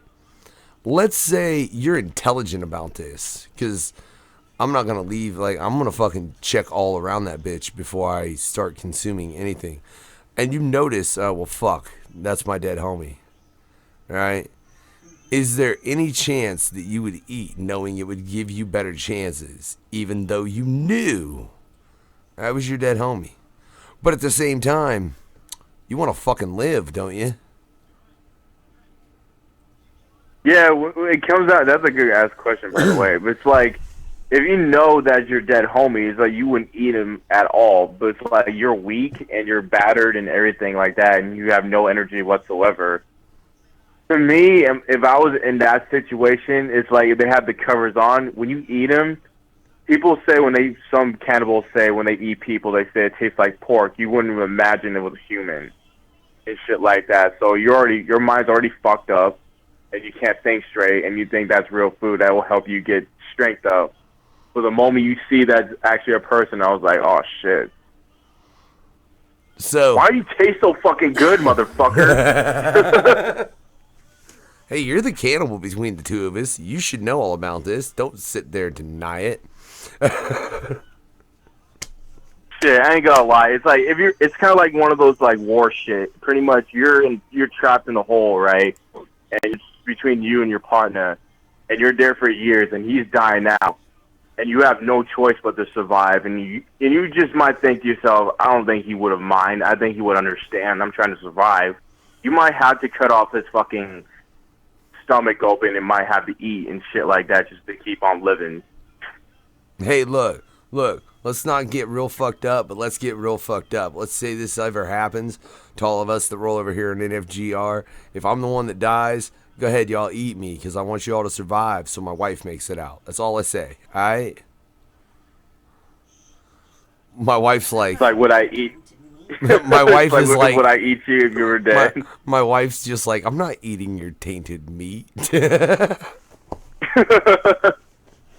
I don't know what fucking diseases you might have that I don't know of. My wife only eats babies in extreme circumstances. Damn, and I thought I was the fucked up one. When you say Chuckle, make Chuckles the headhunter clown, babe. Say, damn, I thought I was the fucked up one. That, dear, is impressive and exactly the reason I married you. That's what's up, yeah. You know. Hell yeah, but it's like, if it came down to a situation, it's like, it'll be a shocker. You know you're going to throw up and revealing that you're dead homie and shit like that. But it just comes to a certain time. Would you... think of doing it, because if you wouldn't do it, you're probably not going to survive because you have no energy in your stomach, energy in your body in general. See, and that's what I'm saying right there. Like, because you know for a fact if you don't eat, it's going to give you a lesser chance of survival. So under that, knowing it was your homie, would you fucking eat him, Chuckles? You're only in there 12 hours. If you in 12 hours, with you been through in what I think was probably like the first like 5 or 6, right, before they offered him that meal. Yeah, I think it will come down to the situation. I know any fucking food, I'm damn sure, so I have no fucking choice but to do that. Yeah, and I mean, I guess it could depend on a lot of things, because technically, with that particular situation, I mean, it could be that you hadn't eaten 6 to 7 hours before you up. So, but if you like just fucking ate right before they fucking got you, you're fine. So, I mean, there's a lot of little things that could factor into that bullshit, But yeah, fuck it, dude. If I was like to the point where my hunger was causing me issues with dealing with the rest of the situation, dude, Chuckles, I'm sorry. Even if it was you, I'm gonna take a couple fucking bites where my shit's just at least good.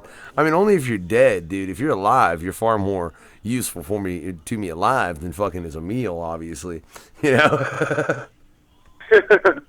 It's like survival to the fittest, man. It's like, I'm pretty sure you'll understand. No, he ain't doing that, man.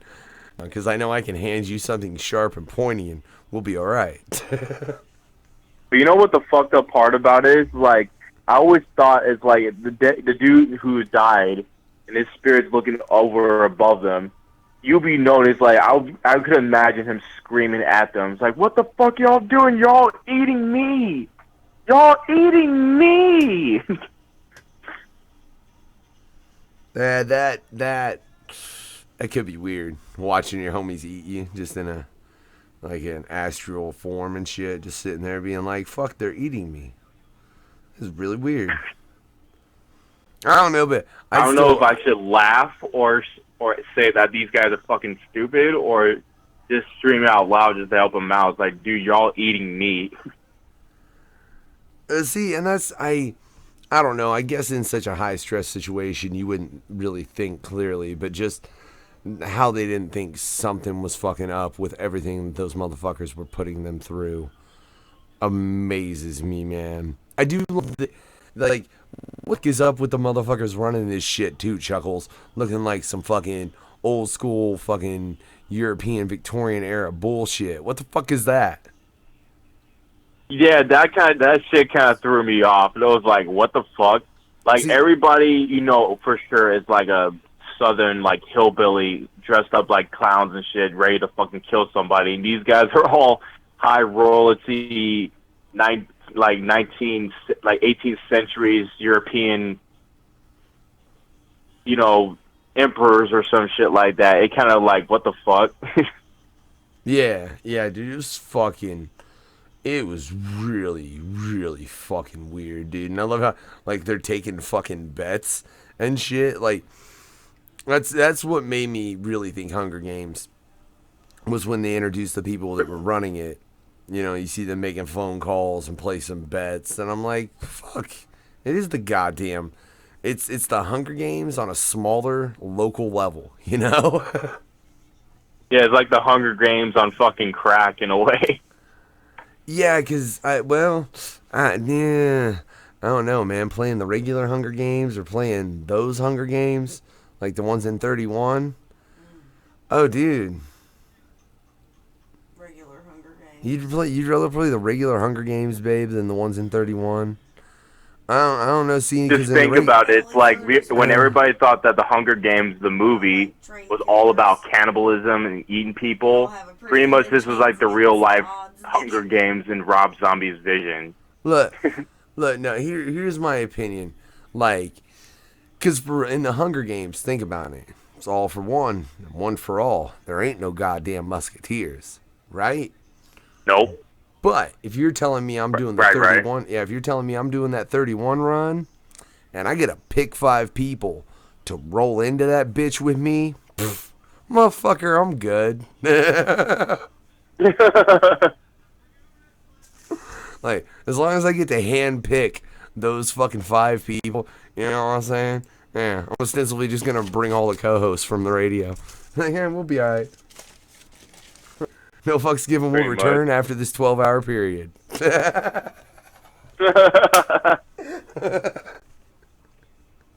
Only one of us will survive, and that's probably me, an unknown factor. Shit, dude, the pack of us, I'm pretty sure we'd all get out. Yeah.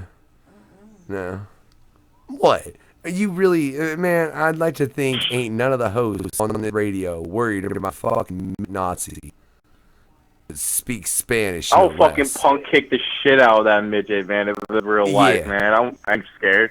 That's what's up. Punk kicked it a fucking ball sack to that midget. I agree. Yeah. Fuck that bitch, man. Get through that shit. Hey, I gotta say, so they go through this shit though. And they finally, I love that they piss these motherfuckers off enough, like, we're calling in Doomhead. I love how they say it too, dude. Like, the list of people they go through that they're gonna bring in. And then it's finally like, head. Like the way they say Doomhead. Yeah, this is the way how they pronounce it, like, Doomhead. You know, for sure, that's like the Doom, like the fucking end of it. Oh, dude, it's fucking priceless. It really is. But I mean, then, like I say, you see this motherfucker get that phone call, and he savagely just savagely fucking the shit out this bitch. And then it turns into, bitch, get the fuck off me. Go take your fingers and fuck off. Dude, I love the part where he's painting up. You know what I'm saying? Oh, that scene was awesome, man. Yeah, because he's like, I'm not. Dude was crazy, clown. man. Like he was painting up himself, and he's looking himself in the mirror, psyching himself up, saying, "I'm not crazy. I'm in control. I'm not crazy. I'm in control." And that's when he started like fucking punching himself like senseless into his nose bleeding, shit like that. Like he's in Doomhead mode. I do love that mantra too. I'm not crazy. I'm in control. I'm not crazy. I swear to God, there's part of me that wants to start using that before I go perform live. But I'm like, if I start doing that, people are going to be like, oh, Jesus, Factor's really snapped. And I just don't need that in my life. Like, because, I mean, no, dude, sincerely, look, there is part of me that really wants to every time before I go on stage. Just sit there and be like, I'm not crazy, I'm in control. I'm not crazy, I'm in control. I'm not. And it would probably get bad for someone sitting. They'd probably be like, what the fuck is wrong with that guy? So, someone call security. Yeah. Since I like to be able to perform and not get locked up, in a goddamn mental ward, I'm not going to do what Doomhead does. Plus, people would probably be pissed about me continuously breaking mirrors at venues. And the thing about Doomhead, when he told the priest in the very beginning, when he looks at him, I see you see me as like a painted character. Let me tell you something. I ain't no fucking clown. Yeah. I love that line, dude. It's so fucking nasty, man. Like, just that dude's whole persona. And who the fuck was that too, by the way? I swear I've never seen that dude in anything, but I swear I feel like I have at the same time. Richard Brake, the person who played Doomhead, he played in a couple films. He was in Doom with The Rock, that shitty video game. Hey, I happen to like that fucking movie. There was some parts I did like about it. Other than that, though, it was just like, yeah, in a way. I mean, look, dude, it was okay for what it was. But he was funny in that shit, though. Oh, all right, totally remember his part in that film now. See, because I'm a fan of that movie. Got my feels hurt over here, Chuckles, talking about you don't like that shitty movie. No offense or anything. There were some parts of the movie I did like. There's some parts of it just like it just made The Rock into like too much of a straight asshole when it came to that shit. What do you mean? Like when it just like there came to a certain time, The Rock should have known that this shit was going down. He's just still doing his job and shit. It's like he's still trying to pull off that like military badass shit. You know what I'm saying? Yeah. Like, man, the fuck up. This is like this. You've seen this shit before. This is part of war, soldier. Oh shit! No. Okay. Yeah, dude, I get totally what the fuck you're getting, man. He's just a jarhead that was like, I'm gonna fucking follow my orders, man. See, can I just say, that's part of the problem with the world, dude. Motherfuckers following orders. We are getting way off topic, though. You see this? We've gotten on to Doom now, Chuckles. What the fuck? How are we suddenly reviewing Doom with my dog barking in the background? That's all I want to know. I thought we were doing horror films. I mean, I guess technically that's kind of... Yeah, he's just telling us get the fuck back on topic. For real. It's like, get the fuck back on topic, man. But hey, back to this, dude. So, they introduce Doom. I love, like, that motherfucker comes out and just... Dude, like... The thing I love about the way they introduced him, when they introduced him in the whole violent part of the situation, not just the little beginning intro, is how he just fucking, that one chick, oh Jesus, dude, hold the fuck on, I took fucking, because it was fucking, was insane. Yeah, that one older lady that was the dude's mom and shit, like, he fucked her up bad, man. Well, and just how he was, like, holding her, and he's like, this is when you think you've got a chance. And then just fucking murders her. Like he's like, this is when you think you're going to have a chance to beg for your life, and I'll be sympathetic. And then just guts her. Like like fucking savage, like gives her a little bit of hope, and then just takes it away. Mm-hmm. That, Yeah, it was kind of sad. She's one of the most characters that you love, that you hope she does not die in a fucking matter, but in a way she does die in a fucking matter. oh yeah, I know, dude. I love the. Oh no, that was his line to the bitch. My bad. No, it's the count yourself lucky he got fucked by the best. He did say the bitch he murdered, didn't he? Yeah, he did say that. That's you imagine being told that, getting stabbed to death. I was like, wow, you're an asshole, and just slit my throat with a switchblade and shit. Like, and I love that he bomb tracks too. Doomhead takes it old school. oh yeah. Oh god, dude.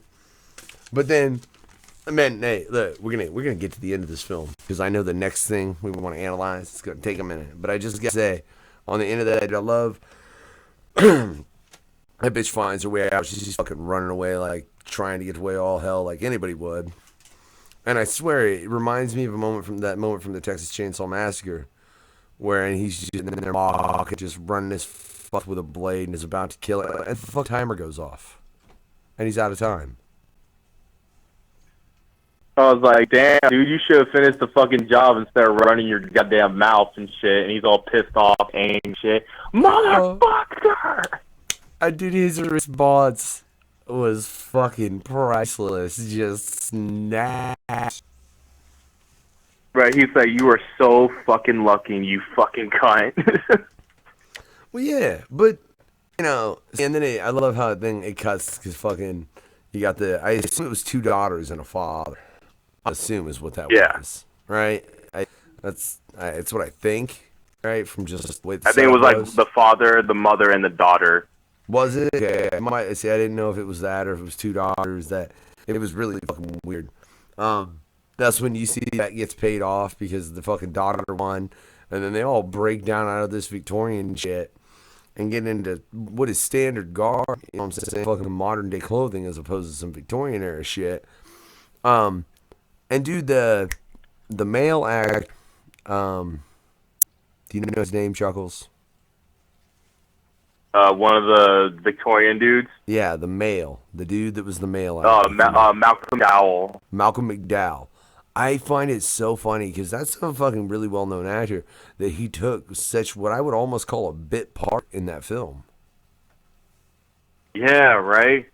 Yeah. But he's a great, phenomenal actor. It's like, if you've seen him in movies like Clockwork Orange when he was younger, Yeah. I do be snapping all that shit, especially in other movies like from the Halloween series and shit, or other horror movies. And dude kills it in every role he takes. Yeah. See, that's what it amazed It just fits me. well. When he took all that makeup off, dude, I did not expect to see him under that. You never knew it was him. No, dude, you didn't. I did not catch that shit. I was like, I know that voice. Why the fuck do I know that voice the whole time? And then he took his makeup off, and I was like, oh shit. Like, that's Malcolm McDowell. You know, whatever. Can't keep track of all this shit. Chuckles, fuck. Bless you, It's man. just good ass makeup just make your character look unrecognizable. But you that voice, it's like, god damn, where have I seen this dude before? Yeah. And yeah, the way they set those characters, it was interesting. Man, here, so the fucking buzzer ends. They all go back to their lives and are like, oh, well, what are we gonna do for the winter? And he's like, oh, it'll be fine. And you see this bitch just walking the fucking street, right? And Bloodied and battered and bruised and everything. Oh my god, dude. Oh Jesus. Looking fucking just rough. underneath fucking hot blazing sun. And then here creeps a van. It's Doomhead. Chuckles, why? In a way, it was like, at first, in my thought, I thought he was, was gonna pick her up and they're all gonna drive together throughout the fucking thing. I thought that in a for way, sec, I too. thought he was Yeah. gonna do that, but no. Yeah. Oh, how cool would that have been if he'd have pulled up and been like, "Hey, need a ride?" You want to ride?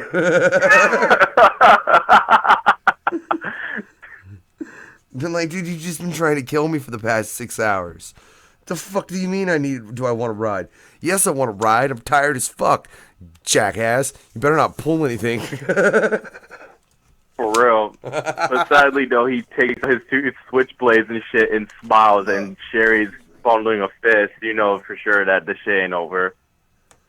So, man, see, fuck that ending. Chuckles.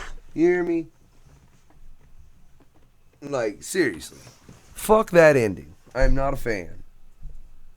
I was not a fan of it at all either. That's like, I am a fan of this film. I extremely enjoyed the fucking film overall. But dude, that ending just it killed me, man. Right? But I gotta know, because we rate shit over here. Chuckles, out of 5, how many fucks you give it? So far, like I said before, there were so many people had mixed opinions about it because they all thought it was going to be the way that they thought it would be, but it was in a different storyline than they thought. But in my knowledge, I love the film. I have to give it at least, a good 8 out of 10. Fair enough. I just said 5, but whatever. We'll go out of 8 because, yeah, I think that gives us a better... We need to go out of 10 anyways. Yeah, so you're right. I don't know why the fuck I said out of 5. My apologies. For me, I mean, I went into this being like Rob Zombie's 31, and I really didn't know. You know what I'm saying? Like Damien said, at least it was better than Lords of Salem. Oh, see, all right, well, we're going to review that next month now. You want to? All right. Because I've never seen it. All right. And now you've talked shit on it, and Damien Quinn has talked shit on it, and I want to watch it so I can talk shit on it live on No Fucks Given. Okay, let me make this perfect, though. It was better than Lords of Salem, and it was way fucking better than Halloween Part 2 by Rob Zombie. That's my take of it. See, now I've seen Halloween Part 2. I'm trying to remember. It's been a fucking minute, though, dude, because I remember the first, because the first one was fucking awesome. Rob Zombie, yeah, the first part was awesome. Yeah, he should have stuck with that, awesome. But Part 2 was dumb. Yeah. Well, we'll get to those later, but I got to say, for 31, man, for me, damn, Chuckles, we agree too much on this show. I just want to, because I'm not trying to agree. Like, I just want to say a different number. Like, I just want to be like, it got a 1. Just to disagree with you. Not because I don't like the movie. Just because we fucking have agreed on everything. What the fuck is this? It's just, we know good films and shit like that. Some people might not think that. It was like, what the fuck y'all think? Y'all think this is an 8 out of 10? That shit was 5, man. Well, guess what? That's your opinion. It's like, if you love sick movies like we do, we'll give that bitch an 8 out of 10 and shit like that. Man, you know what? I'm giving it a 9. Fuck off. Just because. Right? All right. And you know what? You know what else? I think we needed a break. And I just happen to have Doge Demon send me a little something. Yeah, featuring Tune and DKB. Yeah, I'm fucking anti-hero by me. Check it out, ladies and gentlemen. Y'all are hearing this shit before I do. That's what's up. Check it out. That's dangerous. It really is dangerous. This could be fucked up, gentlemen. Yeah, we're We're still live on YouTube. You ain't hearing that, just so we are still live over here. So if you want to hear that track, go head over to nofucksgivenradio.com or download the app. You can check it out. Yeah, that was kind of dangerous, man. I haven't heard that track, Chuckles, but I fucking Doge is on point. He's gonna be like, "You played that shit on air before you checked it," and I'm gonna be like, "Yeah." Hey, what the fuck's wrong with you? Yeah, when it comes to quality and everything, Dosha Deem is all about quality and great music. Oh yeah, dude. He's always fucking killed it, dude. Especially with, like, yeah. If you need fucking a producer, ladies and gentlemen, leave Dosha Demon alone. I give him enough work. Yeah, but it's like, if y'all serious with your craft and you're all looking for some mixings and masterings, hit up my producer, Dosha Demon, man. He's Oh yeah. the shit, you know what I'm saying? Shout out to Dosha Demon. We love you, brother. Oh yeah, yeah. Always love Dosha. Always love. I swear, Chuckles, we're gonna get him on the No Fucks Given Hour one day. What?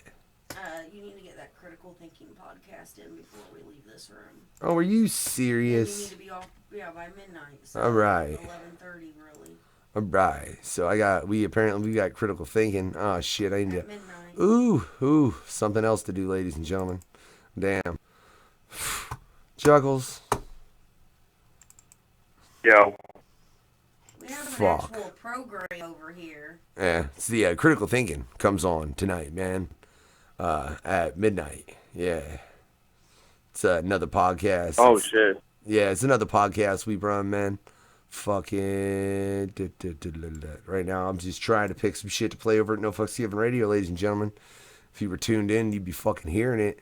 But you're listening to me ramble on to Chuckles talking about shit I've got to do. I mean, I'd rather listen to the radio if I was them, but that's just me. That's what this video is for, ladies and gentlemen. It's to encourage you to listen to the radio because you don't want to listen to me ramble.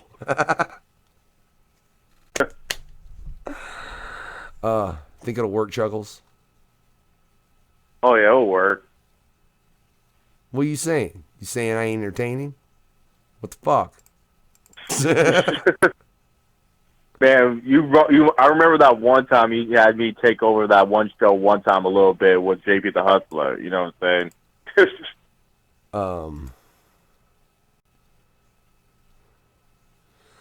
Dude, can I be real honest? Like, I remember certain parts. There are words that have been said to me that I couldn't tell you who said them just because of all the fucking interviews. Like, that's just no goddamn bullshit, Chuckles. Like, I remember certain conversations I have with certain people, and those certain people are pretty much just the hosts of the radio, and that's due to how much we interact with one another. You know what I'm saying? Short of that, just like remembering shows, dude, I don't, like, I hope one day I'm really old, like 60 or 70, and I can just sit back and enjoy all the goddamn podcasts, radio shows, whatever the fuck you want to call them that we've done here, you know? Like, in my old age, be like, shut up, I don't remember doing none of this shit. Y'all are fucking crazy, because I'm senile as fuck. I know, it's like, then we have to fucking show you like a podcast, and we have to force your asses to listen. It's like, what the fuck did I shit? Hey, what was wrong with me? Why is there so much talk of midgets on this radio? I know, I remember Nazis. Oh, Jesus, we did bring up midgets again. I didn't even think about that, but we talk about midgets too much. Dude, we are going to get, like, the coalition of little people against us or some shit. Shit, if we have to get Bridget the Midget on the fucking show, we have to get her on that shit. Dude. I don't know. Babe, contact Bridget the Midget. Okay. And the wife was like, okay. The porn actress? Yeah, she's a porn actress, babe. Obviously, she's a midget as well. I would assume the name implies that. If some of y'all listen to this and y'all don't know who Bridget the Midget is, I'm pretty sure that you do not watch porn as much as we do. Oh, the wife said if she does that, she has to start her sex show with Angel. Well, that's a great first guest. Me and Chuckles will listen. Right, Chuckles? Wouldn't you listen to Angel Hell and my wife have a conversation? Yeah. I fucking love Bridget, dude. Yo, you know she was on fucking ICP's old movie, Big Money Rustlers, right? No, you mean Hustlers, right? Don't you? There's Big Money Hustlers, and it was the Western shit that they put together, Big Money Rustlers. Okay, I wasn't sure which one she was in. You said the older one. No, not so that. But I guess I know. they are both. I watched that movie too. I would have known she was in it, but she was in the second movie. Dude, you want to get in on some Money Rustlers? The Shaggy bitch smacking in the gym. Bitch slapping everybody. That was so goddamn funny. Like motherfucker, how you hit me? How you ain't get through these bars, motherfucker? What the fuck? Like, that whole was so goddamn clowning. was bitch slapping the shit out of Jay in that movie, dude. Oh, dude, you making me want to go watch fucking Big Money Rustlers. I ain't watched that. I still got that. Yeah. Oh, Hell, man, the moment that Bridget the Midget wasn't Bridget the Midget at all, it was some other dude midget. I was like, Shaggy was throwing shit. We have sex. And then the midget was like, well, that was like the greatest thing I ever had in my life. And I was like, oh, shit. Oh, God, dude. Yeah. No. Yeah, No. that's hey, baby, you want to watch Big Money or Big Money Hustlers tonight? Or no, Big Money Rustlers tonight. Yeah, that's right. Come on. I ain't watching shit. It's 11:05. My wife's like, I ain't watching shit. It is 11:05. She's being an asshole, Chuckles.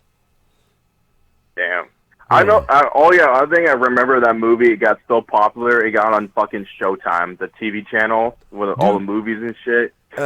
Big Money, I think it was Hustlers, was on fucking Netflix for a minute. It was, wasn't it? Yeah, that blew my fucking... I was like, dude, what? Damn.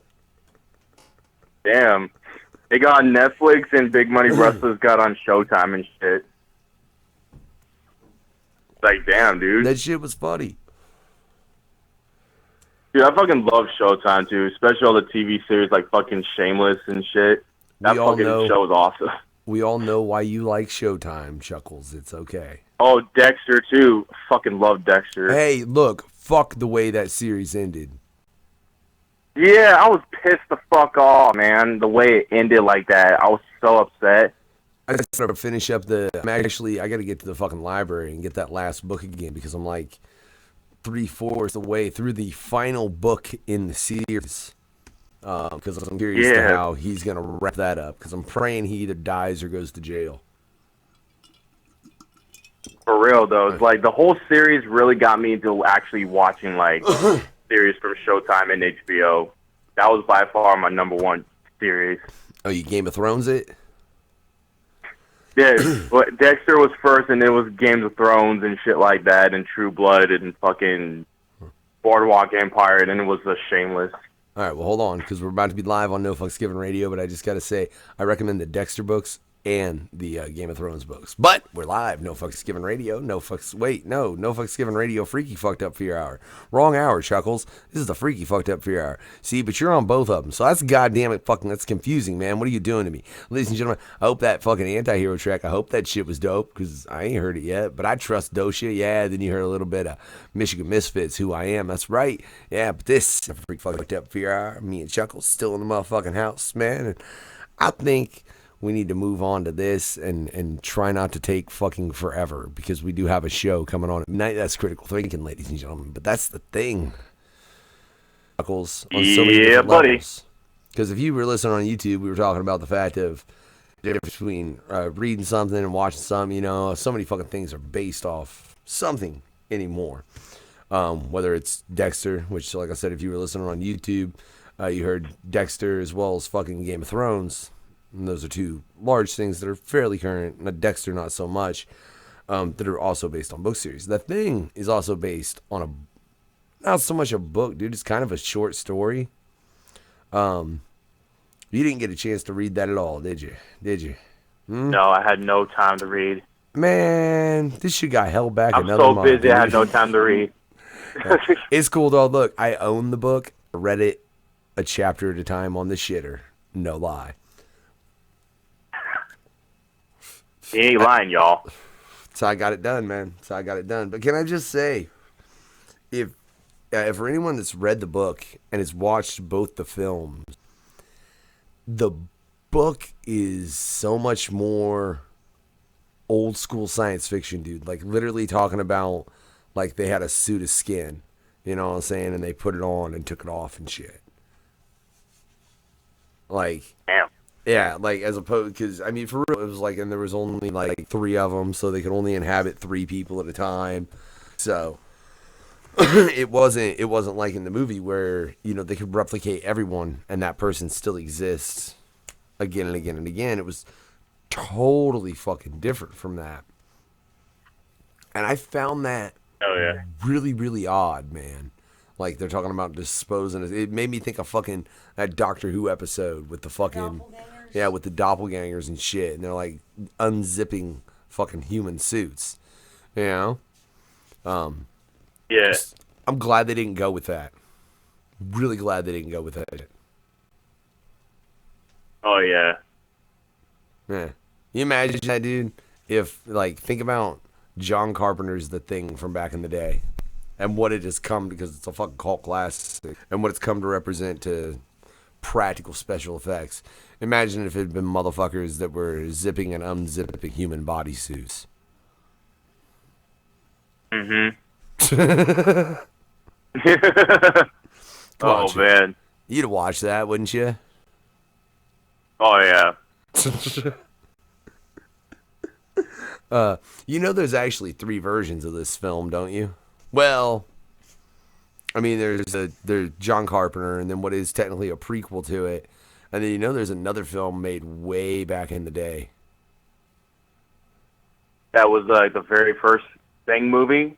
It was, no, dude, it was, I mean, it Blob. was, no, it was, fuck, what, they called it The Thing from Beyond, I think is the name of it, if memory serves me proper. Mind you, it was made in like the 60s or 70s, and it's very campy, old school sci-fi film. Doesn't have any of the horror aspects that the other 2 did, especially on a psychological level. Oh, okay.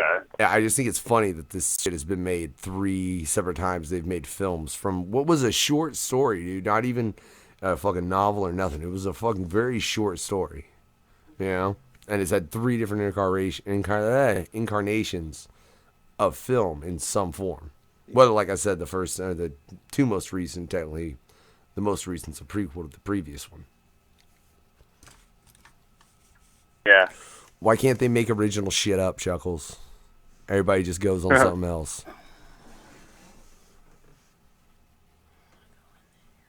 My wife's Yeah, it's like if you read the book, it'll tell you a different story before you watch the original films. It gives you a different perspective of it. Oh yeah, dude. I think that's like, look, I kind of, and I'll tell you, I'm glad I watched The Thing and had seen those films before I ever read the book, because I can't tell you how many times I read a book and then seen a film based on it and instantly thought, dude, that movie was shit, and it was because I'd read the book. Yeah. Like, yeah, no other reason. You know, I don't know if this would have happened so much with this particular story, though. I say, because there were so many different aspects, like the fact that in the book they bring up the spaceship, and actually, like, the spaceship blows up the ship you see in the most current film. And I don't think it really blows up, though. It just kind of collapses. But in the book, dude, that ship blows the fuck up. You know what I'm saying? Like, they say it's a huge explosion and all this, blah, blah, blah. And, I mean, fuck, you don't even see that shit. Like, there is no spaceship in John Carpenter's The Thing. No, there wasn't. There was no ship. No, just a dog showed up. That was a dog being shot at by a crazy-ass motherfucker screaming in Ukrainian.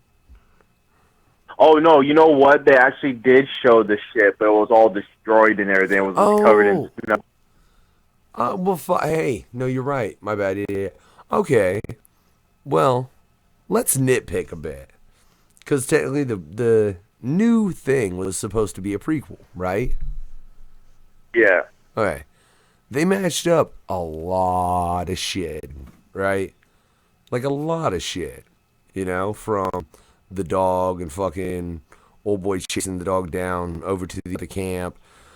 How the dude was sitting with his fucking wrist slit. You know, all that shit. Fucking, why is it that the ship was so much different? Because that ship wasn't like that at the end of what was the film in 2011, I think? Yeah, 2011, the prequel was made in that film.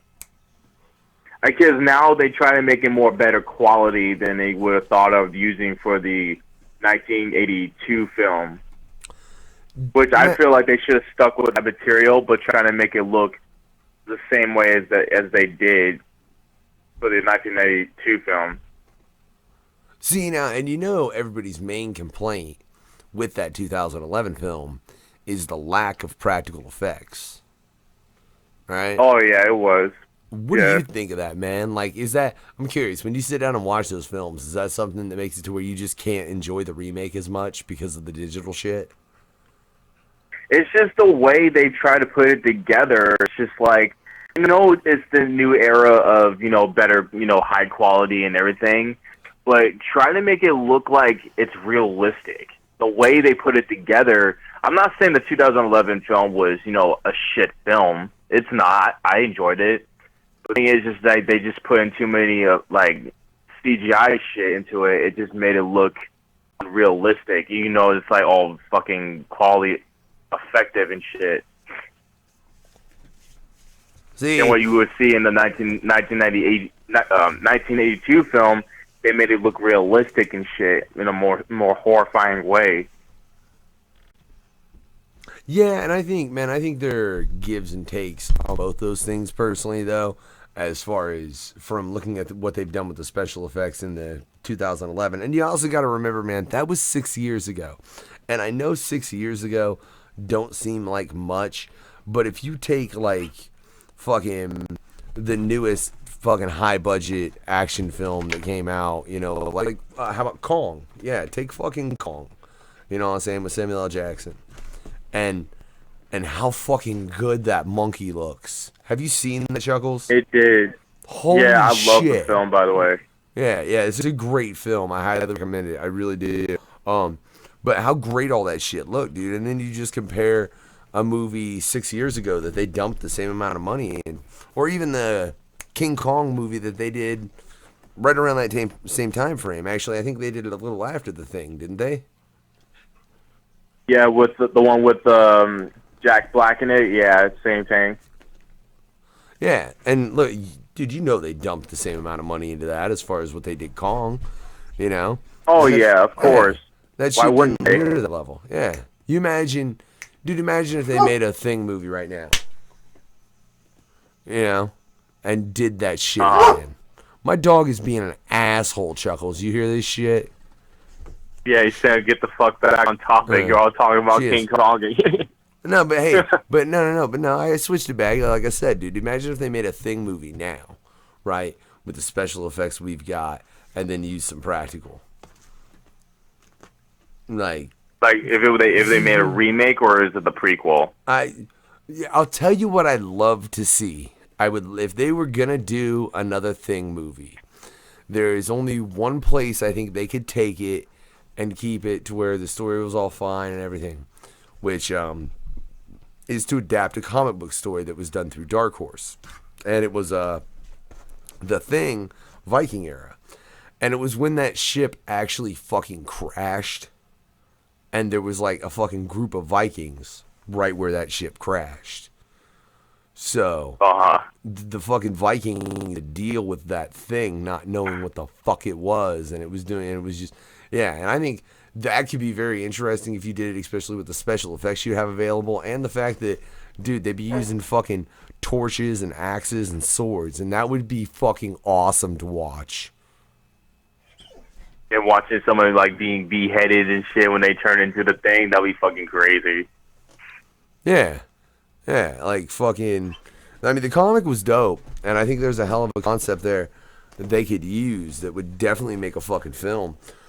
But yeah, dude, if they're gonna touch on that subject, I don't think. I mean, I'd hate to see an actual remake of the original. I don't think that film should ever be remade.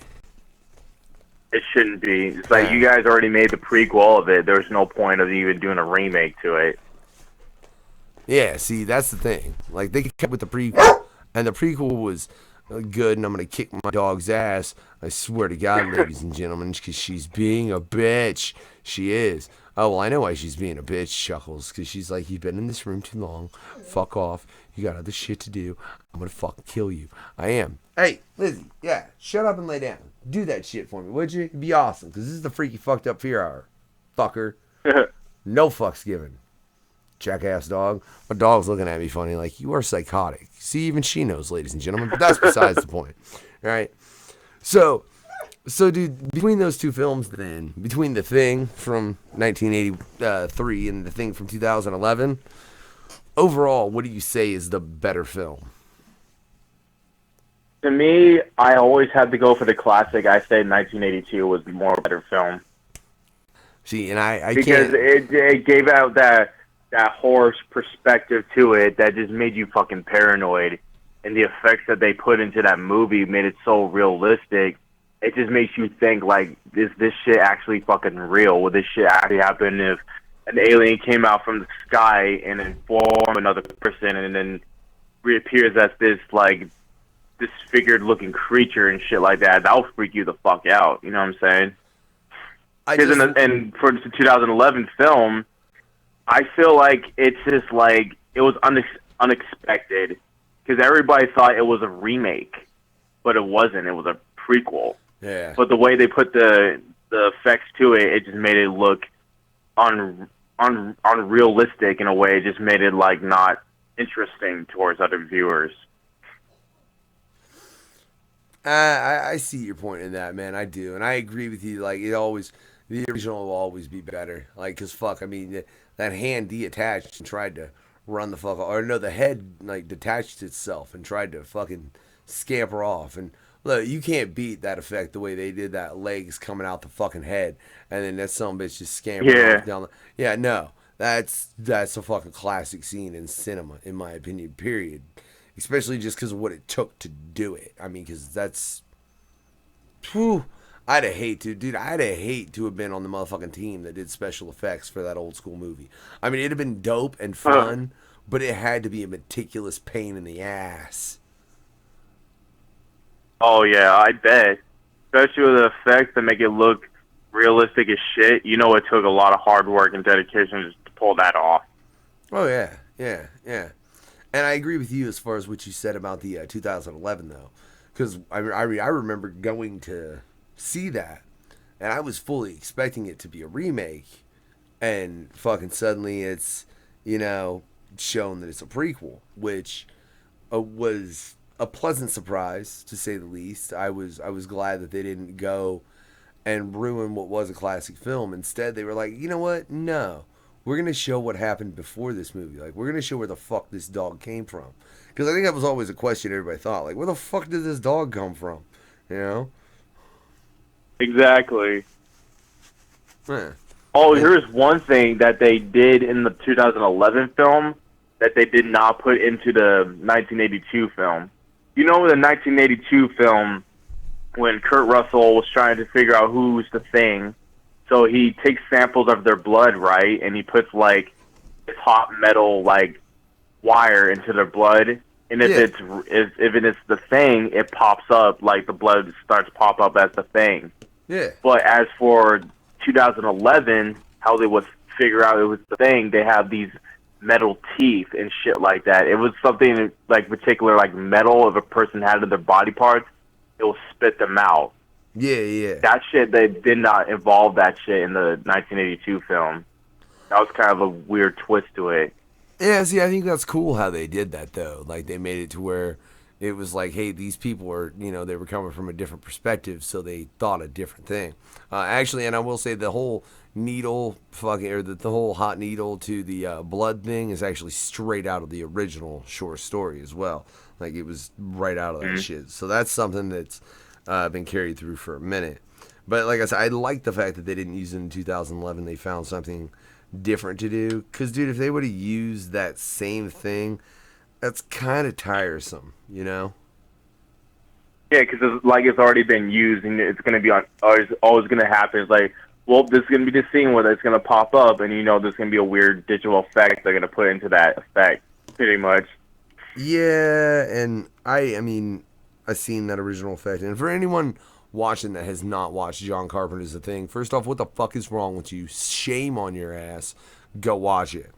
But yeah, when they put that hot needle in the blood that is the Thing, like the way they did that effect, dude, I would have hated to have seen them try to do that in the 2011 film. It would have looked like shit. Yeah, it would just look like straight garbage, and it's going to be predictable. Yeah. So, I mean, they made the right move there, at least. You know, you got to give them that. Yeah. No way, yeah.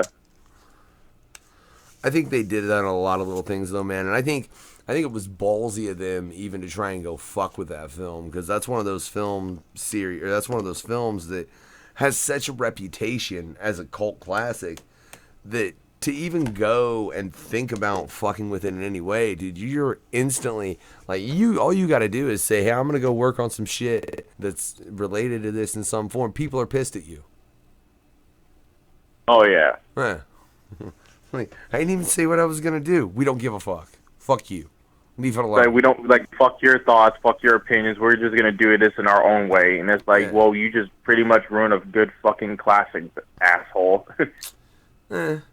You know, and that'll happen again and again, dude. And I think we'll continue to make remakes. God, I know there's enough remakes, Chuckles, that we can compare one for every show, and we would never run out of shows because they'll keep making remakes at such a rate that, yeah, we won't run out of shows.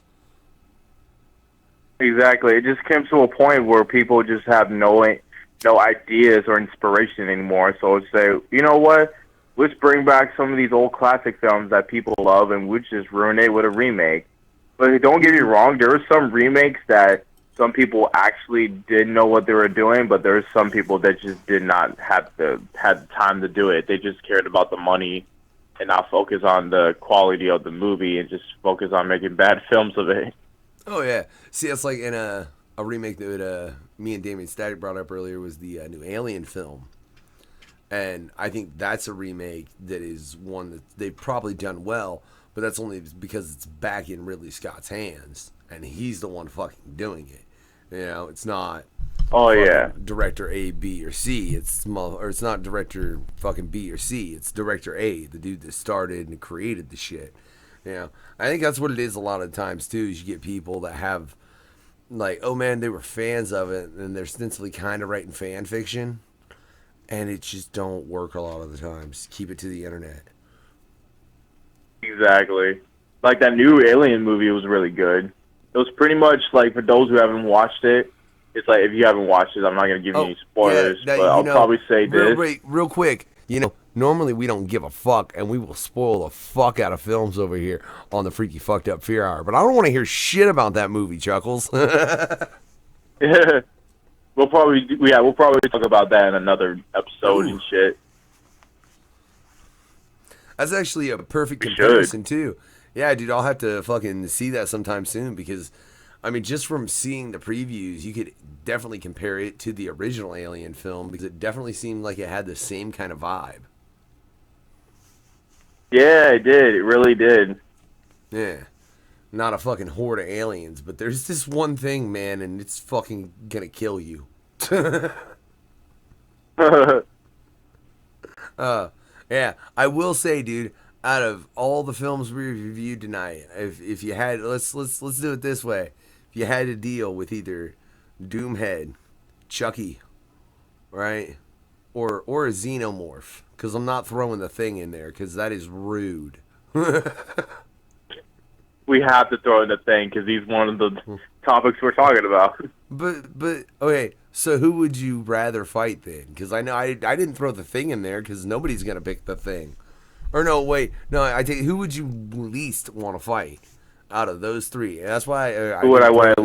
Yeah, at least who would you least want to fight out of those three, man? And that's why I didn't throw in the thing because I know that's gonna be your answer because it's the fucking yeah. thing. Because if it was gonna be the thing, because here's the thing, because the thing is very slick with his when he kills people because he can form into any other people that he wants.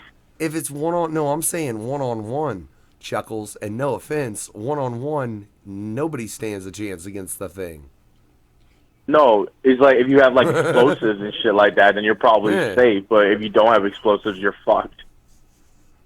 All right, so I'll say, like, if I would have least faced Chuck, I would say the two people, like Doomhead or Chucky. No.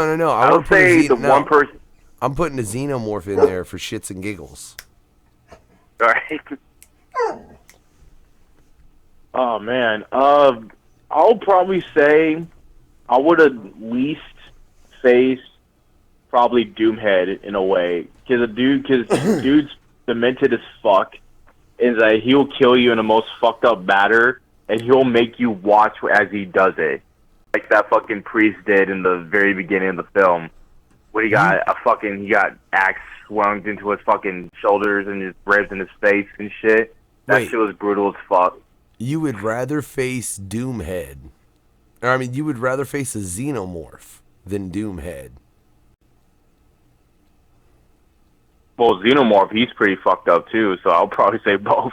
I mean, it's a fucking alien. Yeah, I wouldn't want to fight a fucking drone alien. Fuck that shit, dude. That shit is fucking...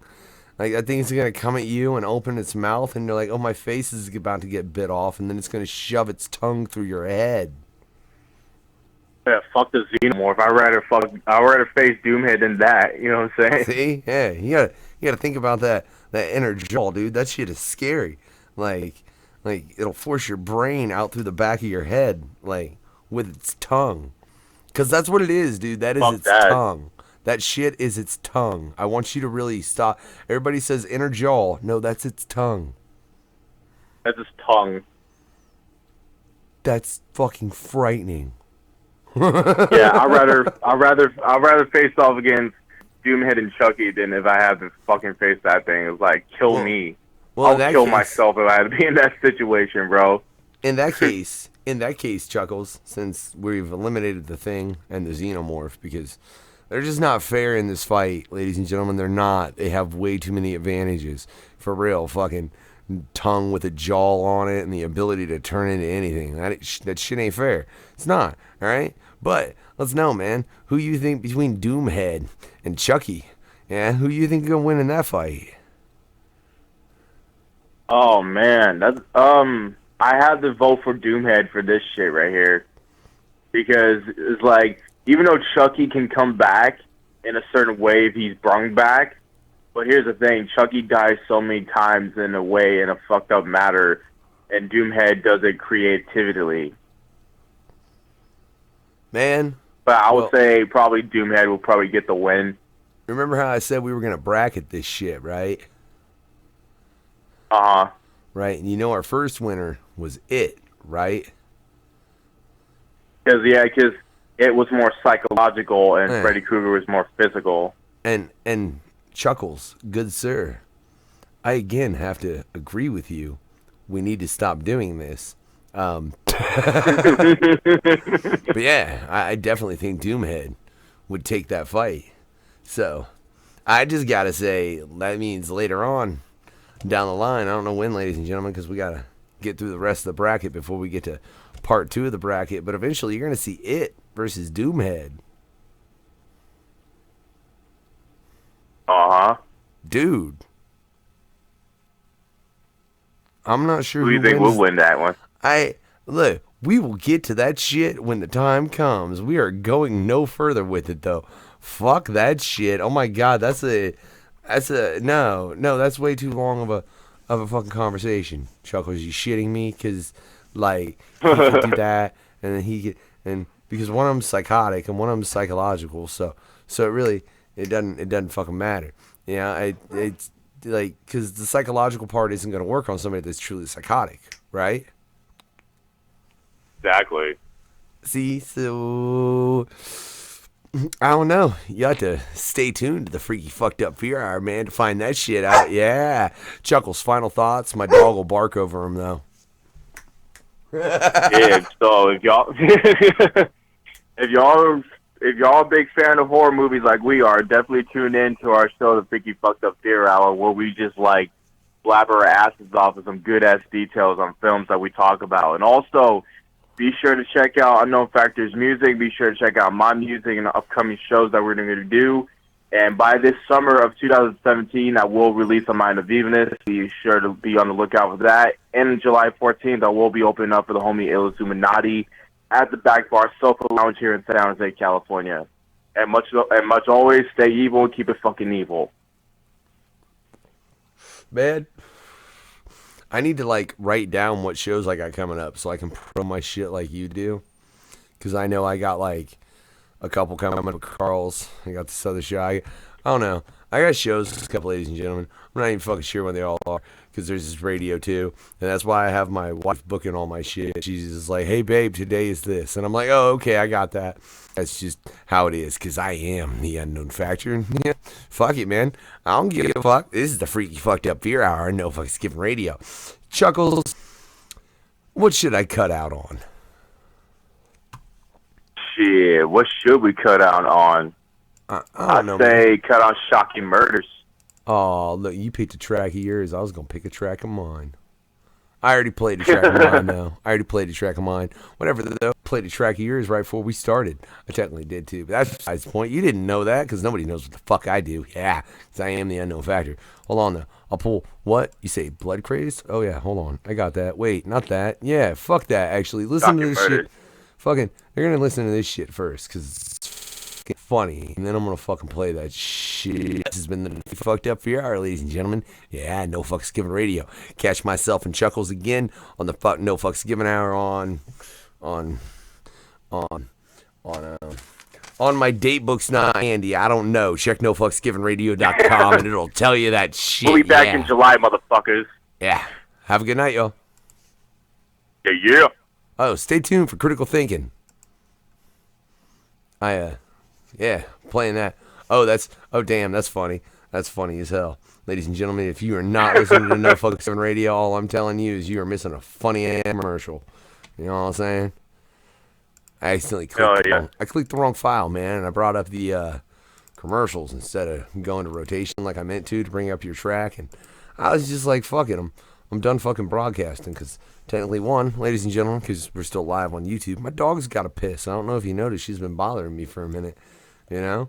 Yeah, but Blood Craze was an excellent choice because we did just have Omega Sin, over in the No Fucks Given hour. Should have that shit up soon as well as a couple of things. But, like I said, if you want to check out dope music, ladies and gentlemen, then what you need to do is head over to No Fucks Given Radio. But we're out. Again, this is the Freaky Fucked Up Fear Hour with the Unknown Factor. Chuckles, that head-hunting clown.